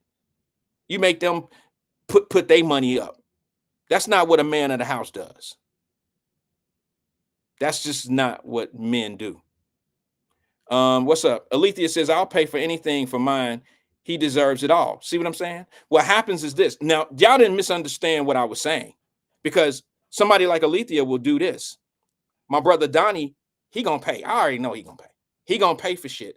But that don't mean if she stopped by Kroger's on her way home, she ain't gonna buy what they need. See what I'm saying? I'm talking about when we're together. Or if you want to do something nice for me, she'll bring me home something. Or say, hey, order me something online. You like these and whatever. You see what I'm saying? But if we together and we're out together, now, ladies, I'm sorry if you don't have a man like this. Maybe, maybe it's not how you want it, because some women have been taken advantage of like this. Some women have let men buy everything, and that man is very controlling because he buys everything. And those type of dudes know you don't have shit, don't want you to have shit. They only want you to have what they give you so they can control you. That's a weak man. I'm talking about a family-oriented man. Where my brother, where my guy Justin? Where you at, Justin? Do you understand? Let me see if a comment. Thought I seen you say something. Justin Sharp says, it always comes to me, but she will say, I got it at this time. It happens accordingly. My wife do the same thing. I gotta make sure, like, you cool? You sure? I don't say that because I don't think she has the money. I just. J.M. Smith says, please speak on the 50 Cent ordeal. All right, I can give it to him. Ladies, I'm sorry if I stepped on your husband's toes or your boyfriend's toes or your significant other's toes by saying who I am and what I like, but I can guarantee you, the real men, the men in this chat, the men on this platform right now know exactly what I'm talking about. They know exactly what I'm talking about. If I got it, we got it. And when it comes, I pick it up. All right. All right. So let me do this. I'm going to play this clip real fast of 50. All right. This is something that I had this clip a long time ago before I even learned that 50 Cent is doing this program in Shreveport, Shreveport, Louisiana. I've had this little clip where 50 Cent visited Tyler Perry, and he made a comment. I had this clip 6 months ago, and he says, man, he's talking to these guys on Zoom call. I can't remember who the guys are. You'll be able to see it on here. One of them is one of the actors. I think I can't remember his name, but he played in Any Given Sunday as a receiver. Blah blah blah blah. Y'all will know his face when you see him. The other guy is an executive in Hollywood. All right, these are brothers. These are black guys. They're industry guys. Okay, and I got about 10-15 minutes, and I'm gonna try to do this. I'm gonna get off at 3:15. Okay, is that okay? So 50 went down to Tyler Perry Studios down in Georgia. I believe, is it in Atlanta? It's in Atlanta, I believe. And 50 was Tyler's guest. 50 walked around his compound. Y'all know that Tyler Perry put a studio down in Atlanta that's bigger than every studio in Hollywood. So he owns all the land, he owns the buildings, he owns all of the, the studio equipment, the cameras, the lights, everything. Tyler Perry owns it all. And that's what I told y'all. I'm not really a big fan of his content, but I'm a fan of his business hand. I've been saying that for 4 years I've been on the air. 50 went down to Atlanta, had a walkthrough, went in, had a discussion with him. And at that time, when I seen this video, I thought 50 was about to invest or be part of what Tyler Perry is doing. You know what I'm saying? Okay, okay. I thought he was going to try to use like his platform. Like Tyler Perry might have wanted 50's catalog, maybe the Power catalog, to be filmed down there, or whatever he's working on, whatever projects he's working on. That's what I thought. And it turned out to be a little bit bigger than I thought. I want you to hear this little clip real fast of 50 Cent telling these brothers what's going on with Tyler Perry. This was 6 months ago. 50 Cent told these guys, Tyler Perry 10 years ahead of all of us. It shows. It shows that he's accurate. He's accurate. But listen to this clip real fast, and then I'll play the longer one for you to see exactly what's happening. Check it out. I just look. I went in Atlanta. I went to go see Tyler. Right. Right. This nigga layout. He's probably not probably. He's about 10 years ahead of everybody. Yeah. What Yeah. he's doing, right? Facts. And then you going from there. Like at this point, like I'm sitting there talking. He's like, nigga, that shit you got is crazy. Because he said, like we was talking about the Power series and stuff like that. He said been #1 in African American and Latino households for 10 years, right? But Right. he's going, how much you paying for that? I said, man, I'm paying a lot for this shit. Like the money Right. that is being put into it to make it that, because it's premium, it's super high quality. His model though is like, it's it. I'm not gonna lower the quality of the material that I'm producing, Right. but I gotta get into his deal structure. His deal, Right. the way he's dealing, and it's actually now I'm moving into actually being able to provide production services and stuff like that. But if it's not at my studio, I want it at Tyler's. Right. Okay. See, he said something that I didn't notice when he made that comment. When he said, if it's not at my studio, I want it at Tyler's. I'm thinking the Power Studios that he's working with stars, the app stars. I'm thinking he's talking about that. I didn't realize he had already had Shreveport, Louisiana thing in motion. He was buying land in Shreveport, Louisiana to start his own studio. And I wasn't aware of that. I didn't know he was moving like that, like, what I'm saying, at the time. So what he did is he bought a piece of land that he can develop. Some of the land already had buildings that he can do entertainment out of. It already had the things that he needs. Some of it had some buildings already attached. But, he's making a big move because what he's trying to do is become independent. He's trying to be independent and an independent filmmaker. It's sort of like what Tyler Perry is doing. And what he's doing is he's actually employing a lot of the brothers and the sisters down in Shreveport, Louisiana. And I'm going to tell y'all something. It's very hard down there. I lived in New Orleans. And you're not going to please everybody. They just did a big show down there to get some money going and generate it. And he has an investment opportunity for some people that want to get in on the ground floor level. And I'm considering it. I mean, it's not a hard thing for me to tell, but what I want to see is, what are the projects? What are the projects? I don't want to sit back and finance. I don't want to be part of BMF. I don't want to be part of a lot of the things that might contribute like rap music does. I don't want to put my money towards things that are going to encourage my neighborhoods or encourage my younger minds that it's cool to be gangsters. I don't want to support that. All right. Now, like I said, it's fair game for me to say what I say about 50 because of this reason here. I don't like all of Tyler Perry's content.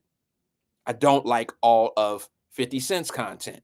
However, I respect both of their business hands. I understand exactly what they're trying to do. And not everybody ends up where they started. You start one way, you can end another. All right. So sometimes you got to start out doing things you don't necessarily want to do, or you feel like this is the best way you can maneuver through this industry or whatever. And then you turn a new leaf and start doing the things you want to do. Sometimes you got to do what you got to do the things you want to do later on. And I think it's important that we get more minds like 50 Cent. See, this generation right here with 50, Tyler Perry, Tyler Perry's a little bit older, but we need more people in those positions to open up these type of opportunities. This is things that like Spike Lee should have done. These are things that some of the people that were in position to be able to do this. I don't understand why Oprah Winfrey never did anything like this, but I don't know the intricacies of how she made what she made. I don't know what rules she had to follow in order to be the businesswoman that she is. You got to understand, to be a billionaire in America, You need permission to be a billionaire in America. You can't just be a billionaire without any, you still answer to people. You know, that's the money game. The money game has, they have supervisors. So I can't sit back and criticize, you know, Spike Lee for not doing it. I can say that this is something he should have done, but I don't know the intricacies. I mean, you know, Spike Lee was hustling for money to do movies. History, the movies in the world. He had to go to celebrities to get that money. But I have to say that I like the fact that 50 Cent is doing this from the ground floor level. Let me show you what they're talking about right here about, yeah, exactly, Roz. And when you go that way, they're going to definitely make you selective in what you can do and who can participate and who's all involved. You get what I'm saying? So they still can control you, but, you know, it's a different kind of control. So check this out. This is about 50 Cent and his new venture. I want to show this and then I'll go on to the next thing. I promise. I'll try to get this all in a sec. His own studio in Shreveport, Louisiana, that's supposed to mimic the success of Tyler Perry. 50 and his team have already unveiled a 3-phase initiative that will see 50 Cent directly invest into the people and community of Louisiana. So in theory, the first phase is supposed to focus on commercial success for Louisiana. 50 is trying to bring a big jump park there and also a grocery store in the immediate downtown Shreveport area. And then from there, 50 Cent is going to try to focus low to moderate income families. Essentially, 50 plans on building houses with his money so that people can have lower mortgage payments. That sounds great. And the third phase of the plan would go to the kids. 50 has plans on going to each high school and putting in media programs for kids to start training and mentor purposes. Again, in theory, these kids can graduate high school and college and then run right into 50 Cent's studio that's already going to be located in that Shreveport, Louisiana area. Okay, that's just some of what he has intentions of the space to be. It's really a studio where he's going to be able to film his own powers or whatever stuff that he's putting out on, you know, he's going to build his catalog on his own studio, which is an amazing thing to do. But that clip shows how he's trying to include the Shreveport area, which is impoverished. It's horrible. Now, I don't agree with everything. I know everything that sounds good plays on people's emotions and their feelings. That, you know, mortgage payment thing sounds good. But you got to be careful when you make those type of commitments, because when you say that you're going to buy this land and you're going to make these homes affordable, you know, you got to be careful when you do things like that, because you don't want to incorporate too many business ideas all into one. You know, one of those jack of all trades and a king of none. You don't, you know, one of the things that I've learned in business is when you try to do too many different things, you're never great at one thing. You can't focus. You know, you don't want to get too mixed up into something. Get into real estate and all that old, you know, get into housing and all that type of stuff on another level. I don't know if I would bring that into my studio world. That's my personal opinion. That's just my take on that. However, I love what he's doing. I love the attempt. Tyler Perry is the blueprint of it. I think that 50 Cent is going to start off where Tyler Perry left off. I think that these guys will end up doing business together. I think what happens is people like Tyler Perry who are buying, who actually are paying black actors and actresses what they're worth. I don't think he gets enough credit for that. Who is that? What's that girl's name who was with Jonathan Majors now? What's her name? She's a big star. She's a big star on our, you know, on our platforms, our level. She's a very big star. What's her name? Somebody put it in the chat for me. I can't think of her name off the top of my head. I can't think of it. I'm trying to find this next clip. It's going to be the last one that I'll play. I can't think of her name. Somebody put that in the chat for me. What's that girl? Megan Good. Thank you, DC. Megan Good made a confession. Thank you, Dina. Megan Good said Tyler Perry gave me what I was worth. He's the only person that's ever paid me what I'm worth. And when I was afraid to ask for it.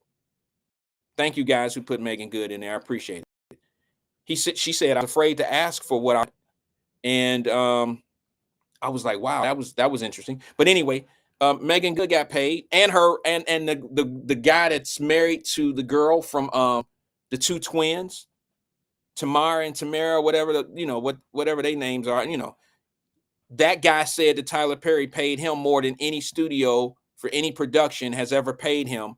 And he spent the least amount of time with Tyler Perry working for him. That last movie that they did together, he's made more money doing a film in 6 months than he's made in years. So it speaks volumes when you see us controlling things and having these studios and getting different roles, being able to read different scripts and project different things. That's why I'm a little worried with the 50 thing. I don't know where 50 gonna be with all of this. Corey Hardrick, thank you, Elrack. I don't know where 50 gonna be with it. So for me, I don't want to put my money. That's like somebody asking me right now, hey Wyatt, would you invest $100,000 into Ruthless Records if Snoop was putting it out? Like, I think Snoop bought Death Row. I probably wouldn't want to invest in something that I know is about to create content that's going to make my shorties out here, my younger brothers and sisters. I don't want to glorify some of the things that we're doing. You understand what I'm saying? And I don't want a filmmaker to be able to do it because we tend to be entertained by nonsense, and I don't want to contribute to that. So it all depends on what the future, what the forecast is on what 50's trying to do. All money ain't good money.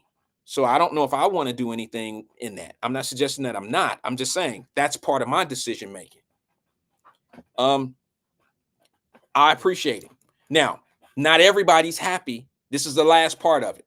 I got 3 minutes. Not everybody is happy about 50 Cent being in Shreveport.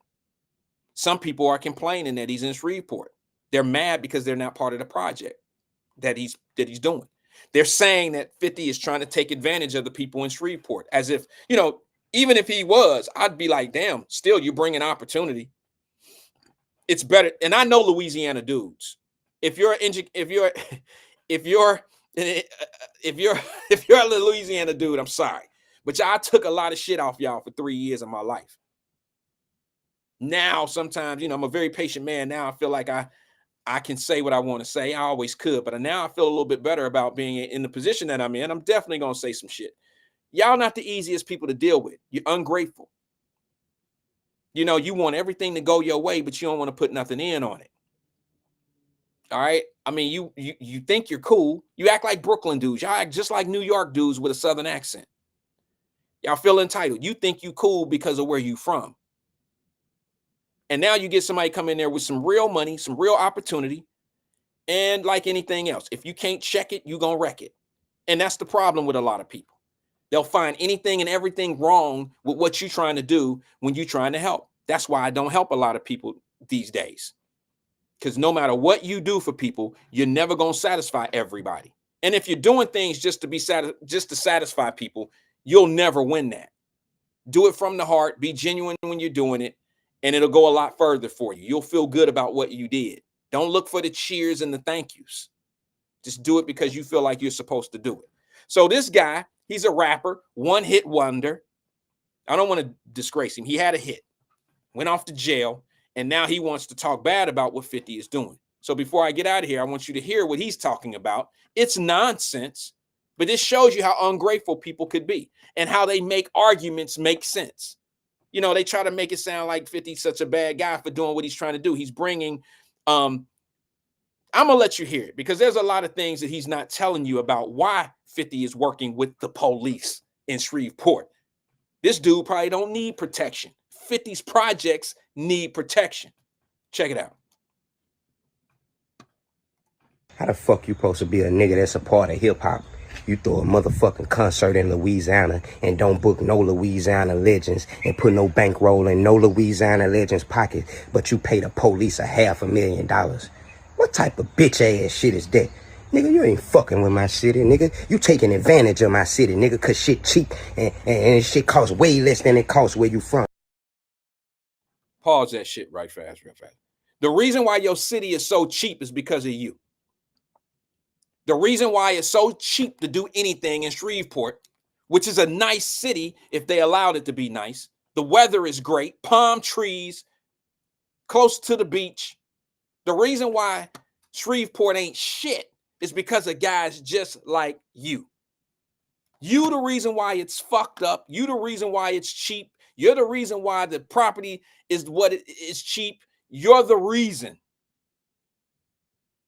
And for you to say that 50 didn't bring no Shreveport people, no Louisiana people on his show and on his platform, that's just a lie. Master P performed on that thing. A couple other comedians from one was from Louisiana, was from New Orleans, and the other one was from Baton Rouge, was on that show. What are you talking about, young man? But you always see, this is the problem with the internet.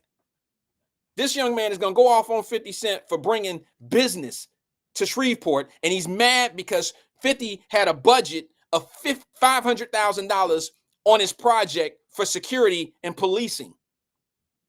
It's a shame he has to spend $500,000 just on policing.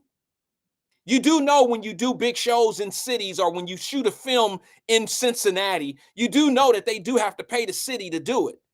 And in that budget is protection, police protection. But you would never know that. You would never know that, young man, because you don't do business. You just run off at the mouth. Everybody it's always the motherfuckers that don't get to the money that always want to talk about how somebody else's money is. Amazing. Check it out. And y'all stupid slow motherfucker. And shit costs way less than it costs where you from. And y'all stupid slow motherfuckers so crazy that y'all gonna let this nigga come down here and not show no love to Louisiana. This nigga ain't booked no Louisiana artists. This nigga ain't booked Big Papa. This nigga ain't booked B Will. This nigga ain't booked Hurricane. That nigga didn't even go to Baton Rouge and get no boosies or no webbies. Like, nigga didn't fuck with us. Nigga came to take advantage of us. Shreveport had cheap ass land. He came and bought that shit, and a nigga don't give a fuck about fucking with us. And he just showed you that by paying the police $500,000 when we got young niggas out here starving, when we got young niggas out here killing each other. That fucking money could have went to anything to help the motherfucking youth. We don't need more money invested into the police, nigga. We need more motherfucking money invested into the community. We need motherfuckers who know the community, who know the people, who willing to put their motherfucking feet on the ground to make a difference with their influence. Fuck your money, nigga. We don't care nothing about it, nigga. You think these white people ain't been having no motherfucking money in Louisiana, nigga? They using you to come through this motherfucker and to pay the city up. Nigga, they finna use you to rebuild the roads. They not finna use you to help the youth, nigga. Louisiana give a fuck about Jay. How the fuck you supposed to be a nigga that's a part of? I mean, to be honest with you, as much as people want to act like I might be trying to clown this young man, I'm not really trying to clown this young man. I'm just telling you that there's mentalities like that out here. And when people turn around and ask people like 50 or people who have money, like, you know, why don't they do more for the neighborhood? Why don't they do things? This is the reason why. I've been in that position. No, I haven't dropped $500,000 on security and all that shit. I've done a lot for my community, and you still have people that talk like that. And they'll spread it around and they'll say it. And then you got people that ain't got a dime invested in the community. And then they'll find something wrong with you too. But that young man right there sounds just like our community leaders, to be honest with you. They just don't curse as bad. They just don't say that. But they landing on the same premises. They always talking about the shit that's there for other people. If it's not the way they want it to be done, or if they passed over one person, or if it's this, or why you putting this into the police. We putting this into the police, motherfucker, because of people like you. Talking about this, he contradicted his whole point. Man, this motherfuckers out here starving. It's the people out here starving. We need more. We need to be doing. You spending $500 with the police. You could be feeding these people. Well, you do know that those people that you know that's hooking and crooking out here. He's paying the $500,000 to the city, bro. It ain't just going to the police. First of all, you got to get your facts right.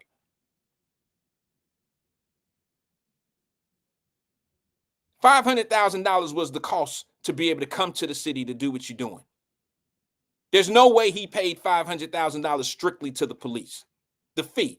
Do you think the Superman movie that they shot in Cincinnati about a month ago? You think they just were like, oh, fuck it. Superman coming in town. He can come for free. Fuck it. How much money did the studio have to pay the city of Cincinnati to come to the city to shoot that movie? And in that fee comes protection. They got to close down streets. So they have to pay the police to do that type of stuff, redirect traffic. So once again, when it comes to money and when it comes to certain things, you always gonna have people that try to make you feel like you ain't shit because you got some. You don't do what you're supposed to do with your money. Everything ain't about money. That's that broke mentality shit to me. I'm sorry. It's always those that don't know how money moves that got the most to say about how it's fucked up. I ain't never heard no rich people talk about how bad money is. I've just never, somebody put a name in there telling me if I'm wrong. I just don't know it. I ain't never seen it. That be the main one. Everything ain't about money. I get it. It's not. But you need money to do everything. So this is the type of shit you run into. And some of us don't have these problems. Some of us don't deal with young guys like that. Some of us ain't never been out in it and you ain't put no money, you ain't put nothing into it. So that type of behavior and that type of wording don't phase you. But for some of us who actually put the work in and been out here and been in the mix of this shit, it phases us a little bit. And it messes up those that really need it. Because we don't want to step out there no more. People will play your ass for your sympathy. They'll play you for your generosity. I'm sorry, man. It's the truth. It's the truth. This young man shouldn't even have went on there live. He sounds stupid. He didn't have all his facts together. He wasn't saying what he was supposed to say. I'm about to put Twin on the phone before I get out of here because he's been on hold. Let me see if he came back. Good afternoon. Hey, Twin, are you still there, bro? Yeah, I'm still here, cuz. Okay, What's up, fam? My apologies, bro, for having you on hold. I'm about to get out of here, but what you got before we go? I just got a couple of minutes, man. That's it and that thing. I was on the phone early, man. The boss was trying to talk to me for some more money. I say, yeah, that's a blessing. So that's why I had to call you back, man. When they talking about money, hey, I gotta go. Okay. So yeah, it's a blessing. Hey, Wyatt. Yeah. I feel him, but I don't feel him. Who? The young man? Lil Hurricane, Bebe, Chris Bebe, whatever his name. Yeah, okay. Young, whatever his name. But if I'm trying to help your community, why you trying to step on my toe? You've been in the game just like I've been in the game, rapping and everything else. Just because you stop rapping and you're a one-hit wonder, don't shit on me, man.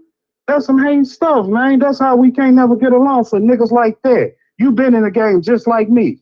Just because you had one good little solo gold and platinum selling album, where even if it even went gold, you want to shit on them. But some people look at it like this, why? On the other hand, regardless of anything, this my hood. You run New York, you don't run this, or wherever 50s stay at.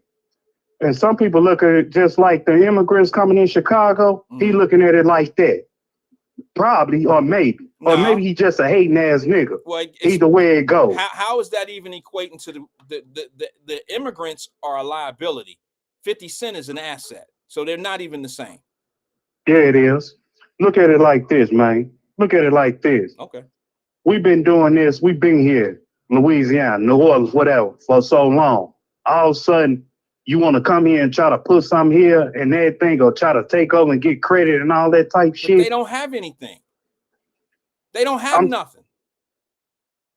But he looking at it probably like that, man. Some people's mentality mindset is set like that, or whatever. Okay, I give you that. That's how I'm looking at it, though. But that's like, it really is some hating stuff, though, man. That's going on. That's hating right there. Well, he try to build y'all community and everything, just like Oprah.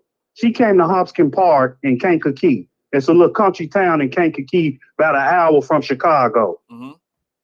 She went down there, said the water's bad and everything else. You ain't hear nothing else about Hopkins Park.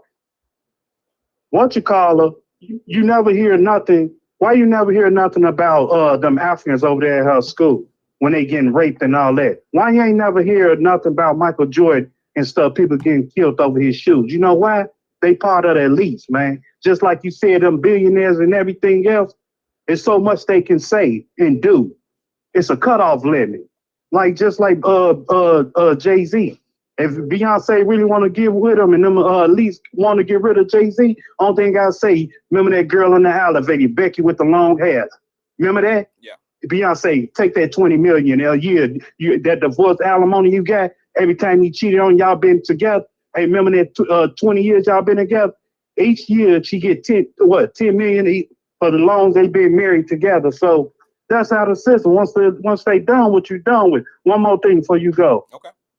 You was true about going out. When they send you the bill, Big Dick Willie get the bill. He get that check. He ain't gonna give it to your wife or whatever. No, you ever He been gonna sitting give at, you he ever gonna been give it sitting, to you. I've been through that so many times. yeah. Right now, me and my girl, my baby mama, we broke up, whatever. But you know, I still got love for all my baby mama, but not that deep love like I got for certain one. But this last one though, even though we go through our ups and downs and everything else, I'm still twin, man. I still got a kind heart, regardless of anything. Old females and start used to mess with whatever. I still shoot, little money, whatever. Cause I know if I'm down and out and stuff, hey, give me a couple $1,000, I got it. Cause I'm a loyal person, right? I don't have no enemies out here, whatever. I'm cool with all my baby mamas. Some of them, I really wish I can say I hate, but I can't say that word I hate. That's I dislike their ways. That's what I can say. That's but good. this last one here, though, man, regardless of anything, I got a son by you, you still go love twin. And I'ma love you back. What you need, babe? You need something on the bill? Not just because my son, it's just the heart that twin have. Right. I don't care about whatever else and stuff. I can go get some more kids. But it's about the heart, man. It's about the mindset. I got love for everybody, man. I'm not no bogus nigga. I'll pump fake whatever little bit, have fun on this station. But people don't know me outside this motherfucking podcast or radio station. I know you got a good They really don't, man. I'm a loyal person, man. Ask any women I fuck with. I don't like, but he just a dude. He a hoe and all that. Oh, you can say that negatively, but at the end of the day, who am I really? Who am I? Oh, twin, he a good person, whatever. Even other people tell you about me, man. I'm a loyal person, but when that check bill wide, just like you say, come to that table, hey, that's your player. Hey, Lord them pockets, whatever. But I ain't no competition with no woman. If I ain't got it, I ain't got it. You ain't got it. Hey, we gonna make some up out of it. It's a 50-50 thing, man. Yep. It's a 50-50 thing in my eye. Ain't no damn, why I gotta get it? No, we ain't about to argue with that, baby. No. I'm gonna do something. Go back there and bust some subs where I gotta do something. You gotta make it happen, baby. Make it happen. So, twin, let me ask you something, bro, before we get out of here. Let me ask you this real fast. Quick answer for it. When you and your girl sitting at the table, y'all went to dinner. You guys went to dinner. And when the bill is when the waitress or the waiter comes and they bring the bill, do they put the bill in front of the girl, your woman, or I just told you what happened. They put it in front of you, right? Big Dick Willie get the bill. Yeah, there you go. There you go. I think it's a natural thing. I don't have a problem with it. Ain't no way, man. That's been, as long as I've been living, I've been going with my mama and them out to dinner and did it, whatever. Hey, sir, this your bill. Yeah. It's because you know what's crazy? It's being polite, though. Hold on. Let me just say this real fast before we go. You know what's crazy? I bet you it's different when you sit at a table full of women. Like if you're not there, if we're not there, and all these ladies are sitting at the table. I did that, Wyatt. I did that. Wait a minute, hold on. It's still... Like if there's 5 or 6 women sitting at a table because it's a girls' night out, I bet you the waiter or the waitress always go over there before they even serve their food. They come to the table and they say, are these gonna be separate checks? You know what I'm saying? Oh, yeah. Before they order one thing. So yeah. They don't do that shit when we sitting down with a group. When we sitting down. Oh no! They ain't gonna do that. Wyatt. They ain't gonna do that. Hey, one more thing. Go ahead, bro. Hey, look, Wyatt. You said something about the essays, man. Putting up a roof. Oh yeah. Okay, essays. Yeah. That's been going on for so long. They can put a roof over in 4 hours. Wyatt. I know. They cold. But let me tell you this. When the white man just did one of my clients and stuff that I worked for doing home health aid, they went in there. And it was 3 or 4 white dudes, no Mexicans, white. Okay. It took them 4 days to put that roof up, White. I believe it.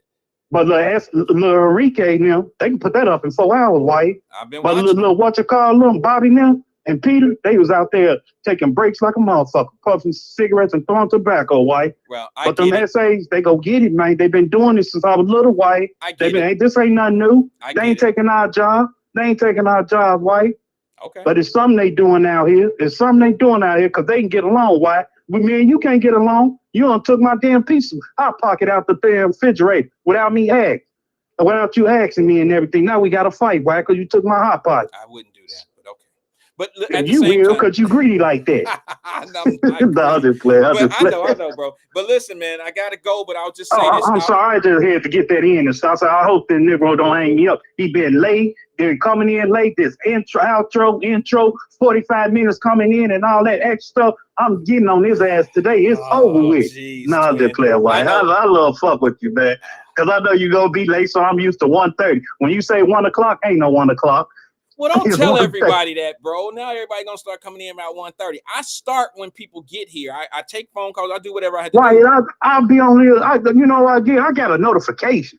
Wyatt Live is on. But you're one. Everybody don't get the notifications. Get the notification so we can start at 1 Man, o'clock. I got notification on both of them. No, I'm talking about. I'm talking about you're just one person here. Not everybody come on at 1 o'clock. That start logging in at 1 o'clock. Man, you get one, everybody on here. Here come the Goon Squad. What we waiting for? We waiting for the headline. Where he at? Oh, he's in the shower right now, man. He'll be back in a second.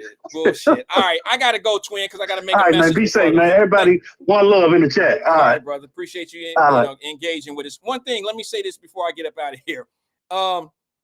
Let me just say this, guys. I don't want y'all thinking that what I was trying to do today was set the precedent that the black contractors are bad. Y'all know how my words can be miscued. You know, people want to try to make it be what it's not because what they want to do is tear down whatever the point that I'm trying to make. And the truth of the matter is we can be a little critical on one another when it comes down to our, side contractor jobs and stuff like that. But the truth of the matter is I've had more problems with people that look like me when it comes down to contract work. Maybe I've had more problems because I seek us out.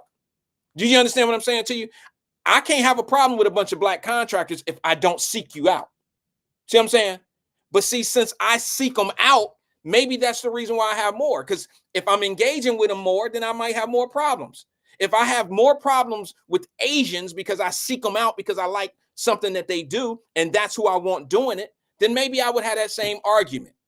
But the truth of the matter is, every time I hire a contractor, if he happens to look like me, there's been a few that have done things the way it's supposed to be done, and I've never had to call them back and readjust something or come back out because they didn't fix something or come back out because they had screws left over in some shit. But for the most part, to be honest with you, unfortunately, that seems to be the case when I seek us out and I deal with my contractors. I get slow rolled, I get tooken up top, all that old shit. And if you're a contractor and you don't do that, and contractor could be work in the field, it could be work in the house, it could be work in the car, it could be work outside, it could be whatever job or whatever work it is. Truth of the matter is, bro, I think we all have had bad experiences by all kind of contractors. But for some odd reason, I don't know what it is, man, but when I seek us out, bro, I have more problems. Y'all can get mad at me all you want to. At least I'm brave enough to tell the truth. Peace and love to everybody, man. I'll see you guys tomorrow, same time, same place, right here at 1 o'clock. Okay. First on the track.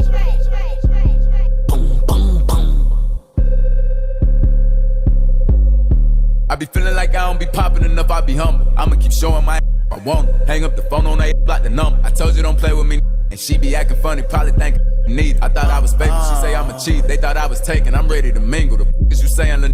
I do my little dancey dance. I fill up my pants with bands, quit playing, Lil. And I don't think the talk is cheap, cause now when they talk to me, they paying me.